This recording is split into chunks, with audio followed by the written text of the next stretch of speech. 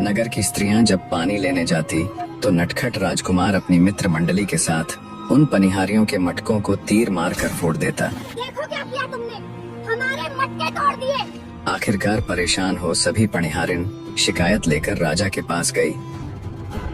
जब भी हम पानी लेकर आती हैं, तो वो अपने तीर से हमारे मटकों को निशाना बनाकर उन्हें फोड़ देता है। उन सब की शिकायत सुन राजा उन सभी पनिहारियों को पीतल के मटके दिलवा देते हैं। अब देखते हैं राजकुमार हमारे मटकों को कैसे फोड़ेगा। जब राजकुमार सुल्तान ने पनिहारियों के सिर पर पीतल के मटकों को देखा तो उसके खुराफाती दिमाग में एक नई योजना आई। वो तुरंत लोहार के पास गया और उससे लोहे के तीर बनवा लिए। अगले दिन जब पनिहारियां पानी लेकर आई तो राजकुमार सुल्तान ने लोहे के तीरों से निशाना साध उन पीतल के मटकों में भी छेद कर डाला। दुखी होकर फिर से सभी पनिहारिन मिलकर राजा के पास जाती है। महाराज, अगर आप अपने पुत्र को समझा नहीं सकते अथवा वो आपकी बात नहीं मान रहा है। राजकुमार की रोज रोज आने वाली शिकायतों से दुखी हो राजा के मन में एक विचार आया। उसने राजकुमार सुल्तान को डराने के लिए 12 साल का देश निकाला लिखवा कर महल के प्रवेश द्वार पर टंगवा दिया। सोचा बच्चा ही तो है, देश निकाले को देख डर कर शरारत करना बंद कर देगा। शाम होने पर जब 12 वर्षीय सुल्तान खेल कर वापस राजमहल आया तब उसकी नजर मुख्य द्वार पर टंगे उस पत्र पर पड़ी। नजदीक जाकर देखा तो उसके नाम का 12 वर्ष का दसौटन टंगा हुआ है। आनंद के सागर में डुबकियां लगवा देने वाली इस कथा की शुरुआत कीचकगढ़ से होती है। कीचकगढ़ के ऊपर उस समय राजा चकवाबेन के पुत्र राजा मैनपाल का शासन था।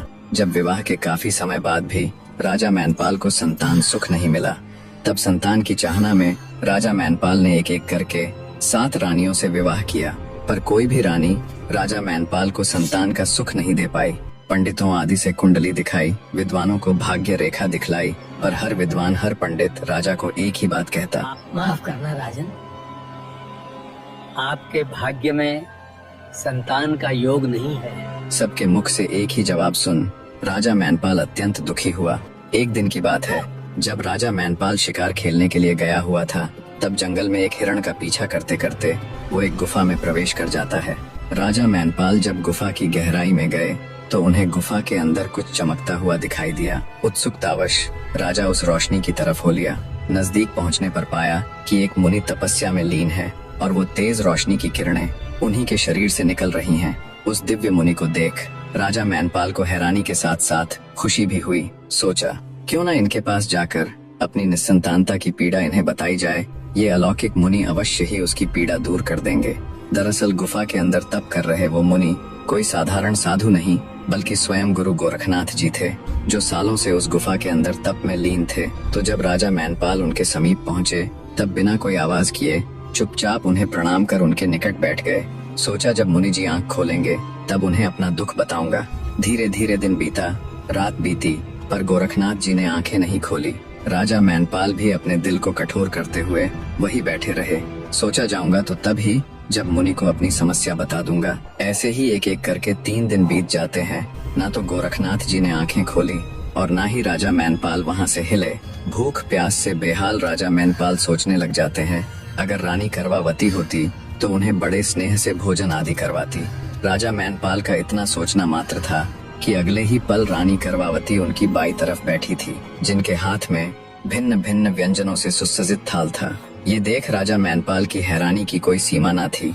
भूख से पीड़ित राजा मैनपाल ने जैसे तैसे जल्दी जल्दी भोजन ग्रहण किया, जिसके कुछ देर बाद ही गुरु गोरखनाथ जी ने भी अपने नेत्र खोल दिए और बिना कुछ बोले बिना कुछ सुने अपने सामने बैठे राजा मैनपाल का आशय समझ अपनी झोली से एक जौ अर्थात चावल का बीज रानी को देते हुए गर्भवती भव का आशीर्वाद देकर फिर से नेत्र बंद कर साधना में लीन हो गए। ये सब देख राजा मैनपाल और ज्यादा आश्चर्य में डूब गए। जब उन्होंने अपनी बाई और देखा तो रानी करवावती भी वहाँ नहीं थी। मन ही मन विचार किया कि ये सब इन दिव्य मुनि की ही महिमा है। उन्होंने ऋषिवर को प्रणाम किया और वापस राजमहल लौट गए। राजमहल लौटे तो पाया उनके 3 दिन तक राजमहल न आने से सब परेशान थे। उन्हें बिल्कुल सही सलामत देख सबके चेहरे पर सुकून के भाव आ जाते हैं। बिना एक पल गनवाए राजा मैनपाल रानी करवावती से मिलने सीधे रानीवाड़ा पहुंच जाते हैं। रानी करवावती भी राजा को सही सलामत देख सुकून भरी सांस लेती है। जब रानी ने राजा से पूछा, महाराज, इतने समय से आप कहाँ थे? तब राजा मैनपाल रानी के आगे पूरी घटना कह सुनाते हैं और बड़ी ही उम्मीद और आंखों में विश्वास की चमक लिए रानी का हाथ पकड़ते हुए कहते हैं, प्रिय, वो योगी कोई साधारण योगी नहीं थे। मुझे पूर्ण विश्वास है कि अब हमारा निस्संतानता का दोष दूर हो जाएगा। राजा की बात सुन रानी करवावती भी अत्यंत हर्षित हो जाती है। उस रात जब रानी सोई तो उन्हें भी स्वप्न में गुरु गोरखनाथ जी दिखलाई पड़े, जो उन्हें संतान प्राप्ति का आशीर्वाद देते हुए कह रहे थे, बच्चा, तुम्हें ऐसा यशस्वी पुत्र प्राप्त होगा जो 7 पीढ़ियों में नहीं हुआ। गुरु गोरखनाथ जी की वाणी अनुसार ठीक 9 महीने बाद रानी करवावती एक स्वस्थ और तेजस्वी पुत्र को जन्म देती है, जिसका नाम सुल्तान रखा जाता है। बड़े ही लाड प्यार के साथ सुल्तान की परवरिश की जाती है। जब वो 5 वर्ष का हुआ तो राजा मैनपाल उसे शास्त्र और शस्त्र विद्या के लिए गुरुकुल भेज देते हैं। गुरुकुल में सुल्तान का स्वागत एक साधारण शिष्य के रूप में हुआ, परंतु जल्दी ही उसकी प्रतिभा ने सबका ध्यान खींच लिया। जहां अन्य बच्चों को अक्षर ज्ञान में सप्ताह लगते, सुल्तान 2 से 3 बार में ही सब याद कर लेता। संस्कृत के जटिल सूत्र उसके लिए खेल जैसे थे। शस्त्र विद्या में तो उसका कौशल और अधिक गौरवशाली था। अन्य शस्त्रों के साथ साथ धनुर्विद्या में सुल्तान को बड़ी ही महारत हासिल थी। 7 साल तक गुरुकुल में प्रारंभिक शिक्षा पूरी करने के बाद 12 वर्षीय सुल्तान वापस राजमहल लौट आता है। शिक्षा पूरी कर राजमहल लौटने पर पूरे राजमहल में दीप प्रज्वलित कर खुशी मनाई जाती है। राजा मैनपाल और रानी करवावती भी अपने बेटे के लौटने पर अत्यंत हर्षित थे। 12 वर्षीय सुल्तान बड़ा ही नटखट और शरारती बालक था। वो अपने मित्रों के साथ गांव के रास्ते पर खड़ा हो जाता और जब पनिहारिन पानी लेकर आती तब शरारती सुल्तान अपने धनुष बाण से निशाना साध कर उनके मटकों को फोड़ देता। मटका फूटने से आए पनिहारियों के गुस्से को देखो क्या किया तुमने, हमारे मटके तोड़ दिए। सुल्तान को बड़ा आनंद मिलता। पकड़ो उसे, वो रहा वहाँ, जाने मत दो। चलो भागते हैं। तो वो अपने मित्रों की टोली के साथ वहाँ से भाग जाता। अंततः रोज रोज की इन हरकतों से दुखी हो एक दिन सभी पनिहारियां मिलकर राज दरबार में जाती हैं और राजा मैनपाल के आगे राजकुमार की शिकायत लगाते हुए कहती है, महाराज, आपके पुत्र ने तो हमारी नाक में दम कर रखा है। जब भी हम पानी लेकर आती हैं, तो वो अपने तीर से हमारे मटकों को निशाना बनाकर उन्हें फोड़ देता है। पनिहारियों की बात सुन राजा मैनपाल कुछ देर सोचकर अपने मंत्री से कहकर उन सभी पनिहारियों को पीतल के मटके देने का आदेश देते हैं। अब देखते हैं राजकुमार हमारे मटकों को कैसे फोड़ेगा।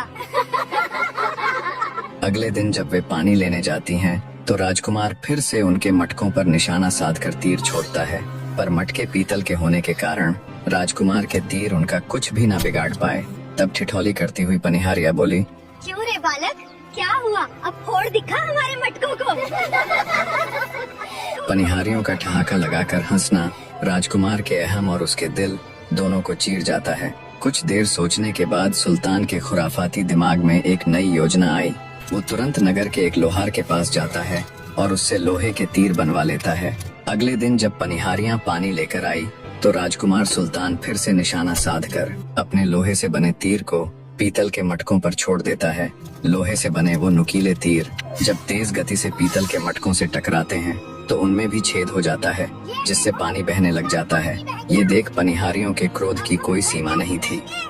पूरी मेहनत बर्बाद हो गई। उनको गुस्से से तिलमिलाते देख सुल्तान को अपनी जीत पर बड़ा सुकून मिला। पैर पटकती हुई पनिहारियां घर न जाकर सीधे राज दरबार में जाती हैं और गुस्से से राजा से कहती है, महाराज, अगर आप अपने पुत्र को समझा नहीं सकते अथवा वो आपकी बात नहीं मान रहा है, तो उसे दंड स्वरूप देश निकाला क्यों नहीं दे देते? पनिहारियों के गुस्से को देख राजा मैनपाल कुछ सोचता हुआ उन्हें उचित आश्वासन देकर वापस भेज देता है। राजा ने विचार किया कि सुल्तान अभी बालक ही तो है, अगर मैं राजमहल के प्रवेश द्वार पर 12 वर्ष का दसौटन लिखवा कर टंगवा दूं, तो राजकुमार डर जाएगा और ये शरारतें करना बंद कर देगा। इसी सोच के साथ सुल्तान को डराने के मकसद से मैनपाल ने महल के मुख्य द्वार पर 12 वर्ष का दसौटन लिखवा कर टंगवा दिया। शाम होने पर जब राजकुमार सुल्तान खेल खाल कर वापस लौटा तो उसकी नजर मुख्य द्वार पर टंगे उस दसौटन पर पड़ी। नजदीक जाकर जब उसने अपने पिता के आदेश से लिखा हुआ अपने नाम का वो दसौटन पढ़ा तो वो तुरंत उल्टे पांव हो लिया। चलते चलते सुल्तान एक जंगल में पहुंच जाता है। जब रात हुई तो 12 वर्षीय सुल्तान रात में उस घनघोर जंगल में मारे डर के रोना शुरू कर देता है। उसी समय पड़ोसी राज्य का राजा महिपाल सिंह शिकार खेलकर वापस लौट रहा था। जब उसने सुनसान जंगल में किसी बालक के रोने की आवाज सुनाई दी तो अपने घोड़े को आवाज की दिशा में मोड़ दिया। नजदीक गया तो पाया एक बच्चा खड़ा खड़ा लगातार रोए जा रहा है। पहनावे से तो किसी राजघराने का लग रहा है। जब राजा महिपाल सुल्तान के पास गए और उससे उसके रोने का कारण पूछा तो सुल्तान राजा महिपाल के आगे पूरी बात बता देता है। सुल्तान की बात सुन राजा महिपाल ने आगे बढ़कर तुरंत उसे अपनी छाती से लगा लिया और बोला, आज से तू मेरा धर्म का बेटा रहा और मैं तेरा धर्म का बाप। और उसके आंसू पोंछकर उसे अपने घोड़े पर बिठा राजमहल ले जाता है। राजा महिपाल को पहले से ही 2 संतान थी, एक 14 वर्षीय फूल नाम का पुत्र और 12 वर्षीय राजबाला नाम की पुत्री। महल जाकर राजा महिपाल अपनी रानी के आगे पूरी बात बता देता है। राजा की बात सुन रानी बोली, आप चिंता न करें महाराज, अब मैं सुल्तान को भी हमारे बेटे फूल की ही तरह पालूंगी। इस तरह राजा महिपाल के महल में सुल्तान की परवरिश होने लगी। समय बीतता गया और राजकुमार सुल्तान एक 18 वर्षीय गबरू जवान हो गया। तेज बुद्धि और हर कार्य में निपुण होने के कारण राजा महिपाल राजकाज संबंधी हर कार्य में राजकुमार सुल्तान की सलाह लेते। जब उन्हें कहीं बाहर जाना होता तो वे सुल्तान को ही अपने साथ लेकर जाते। ये देख राजकुमार फूल सुल्तान से जलने लगा। वो अपनी माता के आगे शिकायत लगाता, माँ पिताजी हर कार्य हर जगह सुल्तान को ही अपने साथ लेकर जाते हैं। वो मुझसे ज्यादा सुल्तान से प्यार करते हैं। पुत्र की बातों से रानी के मन में भी धीरे धीरे सुल्तान के प्रति जहर भरता चला गया। जब फूल अपनी माँ के आगे ये सब कहता तो राजकुमारी राजबाला उनकी बातों को सुन लेती और ज्यों की त्यों अपने पिता को बता देती। पर राजा महिपाल छोटी मोटी बात समझ अनदेखा कर देता। राजा महिपाल ने राजकुमार सुल्तान और राजकुमार फूल को ये सख्त हिदायत दी हुई थी कि वे शिकार आदि खेलने जाए तो सिर्फ 3 कूट तक ही, अर्थात 3 दिशाओं में ही। तुम दोनों मेरी बात ध्यान से सुनो। जब भी तुम शिकार खेलने जाओ तो सिर्फ 3 दिशाओं तक ही जाना, चौथी दिशा में नहीं जाना। इस प्रकार राजकुमार सुल्तान और राजकुमार फूल की चौथी कूट में जाने पर सख्त मनाही थी। एक दिन जब सुल्तान और फूल शिकार खेलने गए हुए थे तब सुल्तान फूल से बोला, भाई पिताजी ने हमें चौथी कूट में जाने से मना किया है, पर आज मैं जाकर देखना चाहता हूँ चौथी कूट में आखिर ऐसा क्या है जो पिताजी ने इतने सख्त निर्देश दिए हुए हैं। मैं पिताजी की बात का उल्लंघन नहीं कर सकता। अगर तुम्हें जाना है तो बेशक जाओ। इतना कहकर फूल ने अपना घोड़ा वापस मोड़ लिया और राजमहल की तरफ चल दिया। कुछ देर सोचने के बाद सुल्तान से जब नहीं रुका गया तो उसने अपने घोड़े को एक तेज हुंकार लगाई और उसे चौथी कूट में कूदा दिया। अगले ही पल वो एक जनाना बाग में था जहां राजकुमारी निहालदे अपनी सखियों संग झूला झूल रही थी। सुल्तान के यूं अचानक आने से बाग में खलबली मच गई और सारी सखियां भाग खड़ी हुई। जब राजकुमारी निहालदे भी उनके साथ जाने लगी तो राजकुमार सुल्तान ने उसका हाथ पकड़ लिया। दोनों की आंखें चार हुई। जितनी सुंदर राजकुमारी निहालदे थी उतना ही सुंदर राजकुमार सुल्तान भी था। दोनों एक दूसरे पर मोहित हो गए और एक दूसरे को अपना दिल दे बैठे। जब राजकुमारी निहालदे ने सुल्तान से उसका नाम पता पूछा, हे वीर, तुम कौन हो और कहां से आए हो? अपना पूरा परिचय दीजिए। तो सुल्तान ने निहालदे को अपने राज्य और अपने पिता का नाम बता दिया। हे सुंदरी, मेरा नाम सुल्तान है। मैं पड़ोसी राज्य से आया, राजा महिपाल का पुत्र हूँ। राज्य और पिता का नाम सुनकर निहालदे चौंक गई, क्योंकि राजकुमार फूल से उसका रिश्ता तय हो चुका था। दरअसल यही वो कारण था जिसके लिए राजा महिपाल ने अपने पुत्रों को चौथी दिशा में जाने से मना किया हुआ था। राजकुमार फूल भी ये बात अच्छे से जानता था, इसलिए वो सुल्तान के साथ जाने को राजी नहीं हुआ था। सुल्तान के जाने के बाद निहालदे अपनी माता के समक्ष जाकर कहती है, माँ, अगर मैं शादी करूंगी तो सुल्तान के साथ, अन्यथा मर जाऊंगी या कुंवारी रह जाऊंगी। बेटी की जिद के आगे माँ को झुकना पड़ा और अपने पति के पास जाकर ज्यों का त्यों हाल कह सुनाया। एक बार के लिए राजा भी चिंतित हुए, फिर सोचा घर तो एक ही है, अब बेटी को छोटा पुत्र पसंद है तो वही सही। वो तुरंत एक हरकारे को संदेश पत्र के साथ राजा महिपाल के यहाँ भेज देते हैं कि वे अपनी पुत्री का विवाह अब उनके छोटे पुत्र सुल्तान के साथ करना चाहते हैं। जब राजा महिपाल को यह संदेश मिला तो उन्हें जरा भी आपत्ति नहीं हुई। सोचा कोई बात नहीं, बड़ा नहीं तो छोटा सही, मुझे तो दोनों का ही विवाह करना है, पहले छोटे का हो जाएगा तो क्या दिक्कत है। पर जब इस बात की भनक फूल को लगी तो वो ऊपर से नीचे तक जलकर राख हो गया। उसने राजकुमारी निहालदे की सुंदरता के चर्चे पहले ही सुने हुए थे। ये उससे बिल्कुल भी सहन नहीं हुआ। वो गुस्से से फूंफकारता हुआ अपनी माँ के पास जाता है और कहता है, जब तक सुल्तान मेरे नाम का प्यार और मेरे नाम की इज्जत बटोर रहा था तब तक मैं सहन कर रहा था, पर अब तो पानी सर से ऊपर चला गया है माँ। अब तो सुल्तान मेरी होने वाली पत्नी को भी मुझसे छीन रहा है। अपने बेटे फूल की बात सुन रानी के भी तन बदन में आग लग जाती है। वो कुछ सोचते हुए कहती है, चिंता मत करो बेटा, मैं ऐसा कदापि नहीं होने दूंगी। मैं आज सुल्तान को खाने में जहर देकर इस किस्से को ही समाप्त कर दूंगी। ना रहेगा बांस और ना बजेगी बांसुरी। फूल और उसकी माँ जब आपस में ये बातें कर रहे थे तब राजकुमारी राजबाला ये बातें सुन लेती है। वो हैरान रह जाती है कि उसकी माँ और भाई इस कदर तक भी नीचे गिर सकते हैं। वो जल्दी से अपने पिता के महल जाती है और उन्हें इस बात से अवगत करवाती है और कहती है, पिताजी, आज आप जब भोजन ग्रहण के लिए आओ तो सुल्तान भाई को भी अपने साथ ही लेते आना। अपनी पुत्री के मुख से अपनी पत्नी और बेटे का घिनौना षड्यंत्र जान राजा हैरान के साथ साथ अत्यधिक क्रोधित भी हुआ। जब शाम को शिकार आदि खेलने के बाद सुल्तान वापस राजमहल आया तो राजा महिपाल उससे बोले, बेटा, आज तुम भोजन के लिए मेरे साथ चलना। जब भोजन ग्रहण करने का समय हुआ तो राजा महिपाल सुल्तान को भी अपने साथ लेकर जाता है। रानी ने दोनों के आगे भोजन की थाली परोस दी। राजा महिपाल ने सुल्तान के आगे रखी गई थाली अपनी तरफ सरका ली और अपनी थाली सुल्तान के आगे सरका दी। ये देख राजकुमार सुल्तान को आश्चर्य हुआ पर वो कुछ नहीं बोला। रानी ने भी जब ये देखा तो वो बोल पड़ी, महाराज, आपने अपनी खाने की थाली सुल्तान के साथ क्यों बदली? आप उसी थाली से भोजन कीजिए जो मैंने आपके लिए लगाई है। रानी की बात सुन राजा बोला, क्यों रानी? मुझे तो इनमें कुछ अंतर नजर नहीं आ रहा, तो क्या फर्क पड़ता है मैं कौन सी थाली से भोजन ग्रहण करूं? रानी फिर से बोल पड़ी, नहीं महाराज, आप अपनी थाली से ही भोजन ग्रहण करें। रानी द्वारा बार बार जिद करने पर राजा ने थाली से भोजन का एक निवाला उठाया और पास ही बैठे अपने पालतू कुत्ते के आगे उसे डाल दिया। कुत्ते ने जैसे ही वो खाना खाया वो तुरंत लौटपोट हो गया।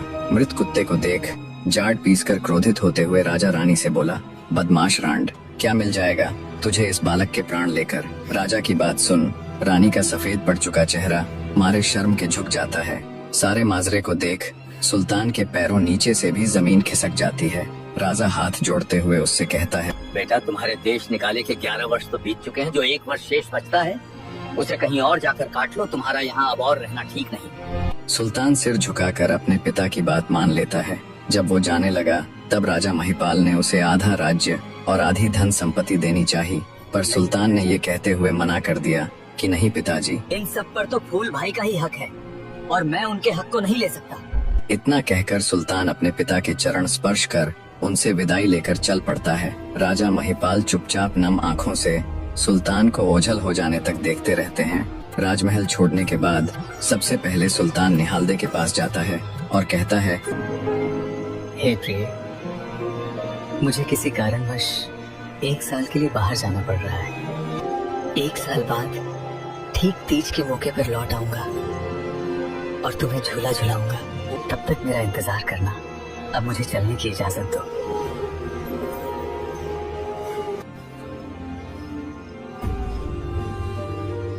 इस प्रकार तीज पर मिलने का वायदा करके सुल्तान निकल पड़ता है अपने देश निकाले की अवधि का बचा हुआ 1 साल पूरा करने। चलते चलते वो नरवरगढ़ नाम के एक नगर में पहुंच जाता है।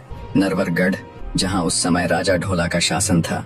सुल्तान वहां पहुंचकर ऐसी नौकरी की तलाश करता है जिसमें उसे राजा को कर अर्थात शुल्क ना देना पड़े, बेशक उसका वेतन बहुत कम हो। दोस्तों, पुराने समय में राजा महाराजाओं द्वारा किसानों और राजघराने में नौकरी करने वाले व्यक्तियों से उनकी कमाई का कुछ हिस्सा लिया जाता था। 50 और सिक्के जल्दी दर्ज करो। अगले गांव वाले अपना योगदान लाओ। उसी हिस्से को कर यानी अतिरिक्त शुल्क कहा जाता था। तो एक क्षत्रिय होने की वजह से राजकुमार सुल्तान राजा को कर देना अपने धर्म के विरुद्ध समझता था। कर रहित नौकरी के लिए जब सुल्तान ने राजा ढोला के यहाँ काम कर रहे रसोइये और मालियों आदि से पूछा तो उन्होंने बताया, ऐसी नौकरी तो सिर्फ चौकीदारी की ही है जिसमें तुम्हें राजा को कर नहीं देना पड़ेगा। सुल्तान बोला, ठीक है, मुझे मंजूर है। अंततः राजा से आज्ञा मिलने के बाद सुल्तान को नगर में गश्त करने वाले चौकीदार के रूप में रख लिया जाता है। जैसे ही रात हुई पूरी सजगता के साथ सुल्तान नगर में गश्त करने निकल पड़ता है, क्योंकि उन दिनों नगर में बहुत चोरियां हो रही थी, पर चोर था कि किसी की पकड़ में ही नहीं आ रहा था। गश्त करते करते सुल्तान जब एक घर के आगे से निकला तो उसने एक बड़ी ही अजीब बात देखी। एक युवा लड़की जिसने कड़ाही चढ़ाई हुई थी वो रोती जाती और पूरे पापड़ी तलती जाती। ये देख सुल्तान को बड़ा अजीब लगा। वो उस नवयुवती के पास गया और बोला, क्या बात है बहन? एक तरफ तो तुमने कढ़ाई चढ़ाई हुई है जो कि किसी खुशी के मौके पर व्यंजन आदि बनाने के लिए चढ़ाई जाती है, और दूसरी तरफ तुम रो भी रही हो। ये रोते रोते पूरे पापड़ी तलने के पीछे क्या वजह है? सुल्तान की बात सुन वो नवयुवती अपनी भाभी की तरफ इशारा करते हुए बोली, इन सब की वजह ये है, जिस दिन इसके साथ मेरे भाई का रिश्ता पक्का हुआ था उसी दिन मेरे पिता को दानव की भेंट के लिए जाना पड़ा था, और आज मुकलावे के बाद जब ये पहली बार हमारे घर आई है तो आज मेरे भाई का नंबर है। मेरे भाई के जाने के बाद हमारी तो वंश मेल ही खत्म हो जाएगी। दोस्तों, कहानी को बीच में ही रोककर आपको बताता चलूं कि उन दिनों नरवरगढ़ के बाहर एक दानव रहता था। उसी दानव की भेंट के लिए नगर से हर सप्ताह एक व्यक्ति 2.5 किलो पूड़े पापड़ी और एक बकरी दी जाती थी। जब राजा ढोला उस दानव का कुछ नहीं बिगाड़ पाए तो उन्हें दानव के साथ मजबूरी में ये समझौता करना पड़ा था कि नगर के हर घर से बारी बारी एक व्यक्ति दानव की भेंट में जाएगा। अगर राजकुमार ढोला ये समझौता नहीं करते तो वो दुष्ट दानव नगर में घुसकर हाहाकार मचा देता। अब फिर से कहानी में आगे चलते हैं। तो जब सुल्तान ने उस युवती का दुखड़ा सुना तो वो बोला, चिंता मत करो बहन, आज दानव की भेंट में तुम्हारे भाई के बदले मैं चला जाऊंगा। जैसे ही तुम्हारे पुड़े पापड़ी तैयार हो जाएं, तुम मुझे उठा देना। मैं राजमहल के बाहर बुर्ज पर सोया मिलूंगा। इतना कहकर जब सुल्तान वहाँ से जाने लगा तब युवती उसे रोकती हुई बोली, नहीं भाई, तुम भी किसी माँ के बेटे और किसी बहन के भाई होगे। मैं अपने भाई के बदले तुम्हें उस दुष्ट दानव के पास मरने के लिए नहीं भेज सकती। पर सुल्तान ने जैसे तैसे उस युवती को मना लिया और महल के बाहर बने बुर्ज पर जाकर सो गया। युवती ने जब 2.5 किलो पूड़े पापड़ी तैयार कर लिए तो वो एक बकरी और पूड़े पापड़ी लेकर राजमहल के बाहर बने उस बुर्ज के समीप आकर खड़ी हो गई जहां सुल्तान सोया हुआ था। वो खड़ी खड़ी आंसू बहाती रही, पर उसमें इतनी हिम्मत ना हुई कि वो सुल्तान को नींद से जगा सके, और होती भी कैसे, वो उसे किसी अच्छी जगह थोड़े ही ना भेज रही थी, वो तो उसे मौत के मुंह में भेज रही थी। दूसरी तरफ दानव को जब तय समय पर उसकी भेंट न मिली तो मारे गुस्से के वो पागल हुआ जा रहा था। जब क्रोधित दानव ने जोर से गर्जना करते हुए चिंगाड़ मारी तब दानव की तेज चिंगाड़ से सुल्तान की आंखें खुल जाती है। देखा तो युवती उसके पास खड़ी सिसक रही है। सुल्तान बोला, अरे बावली बहना, तुमने मुझे उठाया क्यों नहीं? लड़की बोली, अगर मैं तुम्हें किसी अच्छी जगह पे भेज रही होती तो जरूर उठा देती भाई, पर मैं तो तुम्हें मरने के लिए भेज रही हूँ, तो चाहते हुए भी तुम्हें उठाने की मेरी हिम्मत नहीं हुई। सुल्तान जल्दी से वे पुड़े पापड़ी और उस बकरी को ले नगर के बाहर बनी दानव की गुफा की तरफ चल पड़ता है। भूख लगी होने के कारण चलते चलते सुल्तान दानव की भेंट के लिए दी हुई सारी पुड़ी पापड़ी खा जाता है। जब वो उस दानव की गुफा के बाहर पहुंचा तो दानव दहाड़ते हुए बोला, आज इतनी देर क्यों लगा दी? जल्दी से मेरे पास आ, मैं तुझे खाने के लिए बेताब हूँ। भेंट में हुई देरी के कारण दानव का गुस्सा साफ झलक रहा था। दानव से थोड़ी दूरी पर खड़ा सुल्तान बड़ी नम्रता से बोला, दैत्यराज, पहले आप इस बकरी को खा लीजिए और इसके बाद में मुझे। सुल्तान की बात सुन क्रोधित दानव झल्लाते हुए बोला, नहीं, मैं पहले तुम्हें खाऊंगा, जल्दी से आगे आओ। पर सुल्तान ने वही खड़े खड़े फिर से वही शब्द दोहराए, जिससे क्रोधित दानव के सब्र का बांध टूट गया। वो तेजी से सुल्तान की तरफ लपका और उसे उठाकर पूरी ताकत से ऊपर आसमान में उछाल दिया। हवा में फेंका हुआ सुल्तान बोला, हे दादा चकवा बेन, तेरी दुहाई, दया करना। उसके इतना कहते ही उसके स्वर्गीय दादा चकवा बेन का चक्र चल पड़ा, जिससे सुल्तान बिना किसी चोट आदि के बहुत ही आराम से धरती पर उतर जाता है। ये देख घोर आश्चर्य के साथ दानव सुल्तान से बोला, कौन हो तुम? मुझे अपना परिचय दो। दानव के पूछने पर उसे अपना परिचय देता हुआ सुल्तान बोला, मेरा नाम सुल्तान है। मैं कीचकगढ़ के राजा मैनपाल का पुत्र और स्वर्गीय दादा चकवाबेन का पौत्र हूँ। जब दानव ने सुल्तान का परिचय सुना तो मारे भय के उसके पसीने छूट गए। घबराया हुआ दानव सुल्तान से बोला, हे भले मानुष, मेरी मृत्यु चकवाबेन के पौत्र के हाथों लिखी है, ये जानने के बाद जिस दिन तुम्हारा जन्म हुआ था उसी दिन मैंने कीचकगढ़ छोड़ दिया था। हे मनुष्य, आज मेरी जान बख्श दो, मैं यहाँ से बहुत दूर चला जाऊंगा। दानव की बात सुन सुल्तान बोला, दुष्ट दानव, मेरे पैदा होने से पहले कीचकगढ़ में न जाने कितने ही घरों को तुम्हारे कारण ताला लगा होगा और कितने ही घरों को यहाँ नरवरगढ़ में भी ताला लग चुका है। अगर आज मैं तुझे जिंदा छोड़ दूंगा तो ना जाने आगे भी कितने ही बेकसूर लोग तुम्हारा भोजन बनेंगे। इतना कहते हुए सुल्तान ने फिर से अपने दादा चकवाबेन का नाम लिया। हे दादा चकवाबेन, तेरी दुहाई। इस धूर्त दैत्य का नाश कर दीजिए। सुल्तान के इतना कहते ही दादा चकवाबेन के चक्र चलने लगे। उन चक्रों में उलझकर कुछ ही देर में दानव के प्राण पखेरु उड़ जाते हैं और वो धड़ाम की आवाज के साथ नीचे गिर पड़ता है।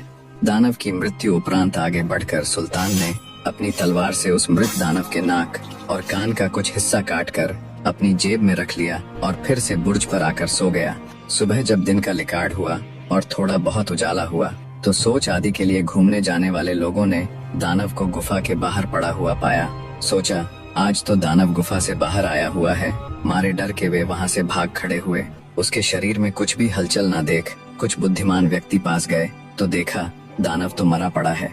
किसी ने सोच के लिए लाया हुआ लौटा तो किसी ने गिलास फेंककर दानव को दे मारा और ये चिल्लाते हुए नगर की तरफ दौड़ पड़े कि मैंने दानव को मार गिराया, मैंने दानव को मार गिराया। सोचा राजा खुश होकर उन्हें बहुत बड़े इनाम से नवाजेगा। दानव के मरने की खबर मिलने पर राजा ढोला ने तुरंत राजसभा बुलाई। सभा में मौजूद नगर का हर कोई व्यक्ति ये दावा कर रहा था कि उसने दानव को मारा है, उसने दानव को मारा है। मैंने दानव को मारा, मैंने दानव को मारा। उनकी बात सुन राजा ढोला बोला, तुम में से ही किसी ने दानव को मारा है तो उसके नाक और कान का कटा हुआ हिस्सा भी जरूर तुम्हारे ही पास होगा। राजा के ये कहने पर सबकी बोलती बंद हो गई। तब राजा ने मंत्री को हुक्म दिया, पता लगाओ कल दानव के पास जाने वाली भेंट में किसका नंबर था। पता करने पर मालूम हुआ कि कल तो फलां साहूकार के लड़के का नंबर था। राजा के कुछ सैनिक उस साहूकार के घर गए और उसके लड़के को अपने साथ राजमहल ले आए और उसे राजा के सामने हाजिर किया। राजा बोला, क्या वो तुम थे जो कल दानव के पास उसकी भेंट के रूप में गए थे? साहूकार का लड़का बोला, हाँ महाराज, नंबर तो मेरा ही था, पर मेरी जगह नगर का नया चौकीदार दानव की भेंट गया था। क्या? राजा के हुक्म से तुरंत नए चौकीदार यानी सुल्तान को भी राजा के सामने हाजिर किया गया। राजा ने उससे पूछा, क्यों भाई, कल तुम गए थे क्या दानव की भेंट? सुल्तान बड़ी नम्रता से बोला, हाँ महाराज, तो क्या तुमने ही दानव को मारा है? सुल्तान ने फिर से हाँ में सिर हिला दिया। तो फिर दानव के नाक और कान का वो हिस्सा भी तुम्हारे पास जरूर होगा। राजा के ये कहने पर सुल्तान ने जेब से दानव के नाक और कान का कटा हुआ वो हिस्सा निकाल कर राजा को दिखा दिया। महाराज, क्या आप इनकी बात कर रहे हो? सुल्तान के द्वारा मृत दानव के नाक कान का हिस्सा दिखाए जाने पर राजा ढोला उसकी वीरता से बड़े प्रभावित हुए। पूरे राजदरबार में तालियों की गड़गड़ाहट के साथ सुल्तान का सत्कार किया गया। राजा ने उसे इनाम के तौर पर बहुत सी सोने की मोहरें दी। जब रानी मारू को ये खबर मिली, महारानी जी, क्या आपको पता है हमारे राज्य के नए चौकीदार ने उस दुष्ट दानव को मार गिराया? तो उसने अपने पति ढोला से कहा, महाराज, मैं भी उस वीर पुरुष से मिलना चाहती हूँ, अतएव आप उसे आज शाम के भोजन पर राजमहल बुलवा लीजिए। राजा ढोला ने सुल्तान को शाम के भोजन का निमंत्रण भिजवा दिया।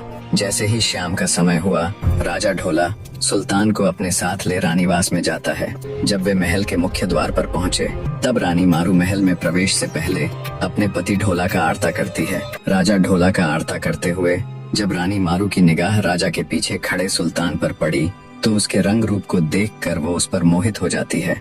रानी मारू एक पतिव्रता स्त्री थी, पर सुल्तान को देख न जाने उसके मन में ऐसे भाव क्यों आ गए। जब राजा ढोला का आरता संपन्न हुआ तो वो महल में प्रवेश करते हुए अंदर चले जाते हैं। राजा के अंदर जाने के बाद जब सुल्तान महल के मुख्य द्वार की दहलीज पर आया तो रानी मारू पल्ला करके अर्थात मुंह पर दुपट्टा डालते हुए घूंघट करके सुल्तान का भी आरता करना शुरू कर देती है। ये देख सुल्तान तुरंत पीछे हट जाता है और कहता है, माफ करें रानी साहिबा, एक स्त्री या तो अपने पति का आरता करती है या फिर अपने भाई का। पति की जब वो कोई बड़ा कार्य करके वापस घर लौटा हो कोई हो, अन्यथा किसी बड़े काम के लिए बाहर जा रहा हो, और भाई का आरता वो तब करती है जब वो उसके बच्चों के विवाह में भाती बनकर आता है। तो आप मेरा आरता किस हक से कर रही हैं रानी जी?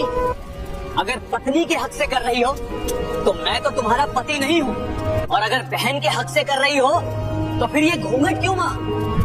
एक बहन अपने भाई से थोड़ा ही ना घूंघट करती है। सुल्तान की बात सुन रानी मारू सोच में पड़ जाती है। सोचा इतना वीर तो भाई भी अच्छा। अंततः रानी अपना घूंघट खोल देती है और खुले मुंह से सुल्तान को अपना भाई मानकर उसका आरता करती है। इस प्रकार सुल्तान राजा ढोला का अतिथि व रानी मारू का भाई बनकर राजमहल में जाकर भोजन ग्रहण करता है। भोजन उपरांत रानी मारू सुल्तान से कहती है, अब चूंकि तुम मेरे धर्म भाई बन चुके हो तो ना तो अब तुम्हें चौकीदारी की नौकरी करने की आवश्यकता है और ना ही बाहर भोजन ग्रहण करने की। ये महल तुम्हारा अपना घर है। जब तक तुम्हारा मन करे तब तक तुम यहाँ रह सकते हो। रानी मारवण की पूरी बात सुनने के बाद सुल्तान हाथ जोड़कर कहता है, नहीं बहन मारवण, क्षमा चाहूंगा पर मैं ऐसा कदापि नहीं कर सकता। उसके बाद सुल्तान ढोला और मारू के आगे अपनी देश निकाले से लेकर अब तक व्यतीत हुई अपनी पूरी गाथा कह सुनाता है और कहता है, मेरे देश निकाले की अवधि में 1 वर्ष शेष रहता है, जिसे मैं अपने क्षत्रिय धर्म पालन करते हुए ही बिताना चाहता हूँ।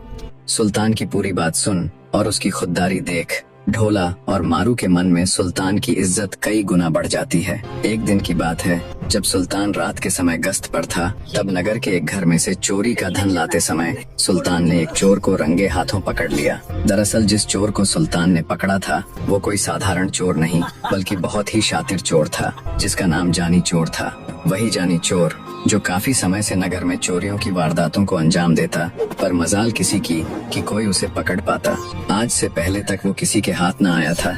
आज सुल्तान द्वारा रंगे हाथों पकड़े जाने पर जानी चोर सुल्तान से बोला, महाशय, आप पहले व्यक्ति हैं जिसने जानी चोर को देखा और पकड़ा है, अन्यथा आज तक लोगों ने मेरा नाम ही सुना है बस। तुम वाकई में बहुत ही काबिल व्यक्ति हो। मैं चाहता हूँ ऐसा काबिल व्यक्ति मेरा दोस्त हो। ये कहते हुए जानी चोर सुल्तान की तरफ दोस्ती का हाथ बढ़ाता है, पर सुल्तान ये कहते हुए मना कर देता है। एक चोर के साथ मैं भला दोस्ती क्यों करूं? तुमने बहुत सी चोरियां की हैं। आज मुश्किल से हाथ आए हो। मैं तुम्हें नगर कोतवाल के हवाले करने जा रहा हूँ। आगे कोतवाल जाने या फिर राजा ढोला जाने कि तुम्हें क्या सजा देनी है। सुल्तान की बात सुन जानी चोर बोला, हे भले मनुष्य, तुम आज मुझे छोड़ दो। आज के बाद मैं सुई की चोरी नहीं करूंगा।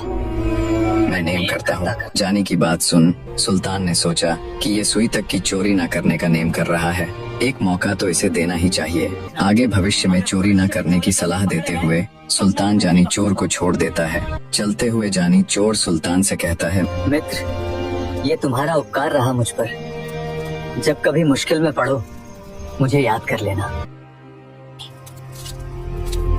ऐसे ही समय बीतता चला गया और सुल्तान के देश निकाले की अवधि में कुछ ही दिन शेष बचे थे और सुल्तान का किया हुआ वायदा अर्थात राजकुमारी निहालदे को तीज के अवसर पर जाकर झूला झुलाने के भी अब बस 3 दिन बाकी थे। पुराने समय में एक स्थान से दूसरे स्थान तक जाने में कई दिन का समय लगता था।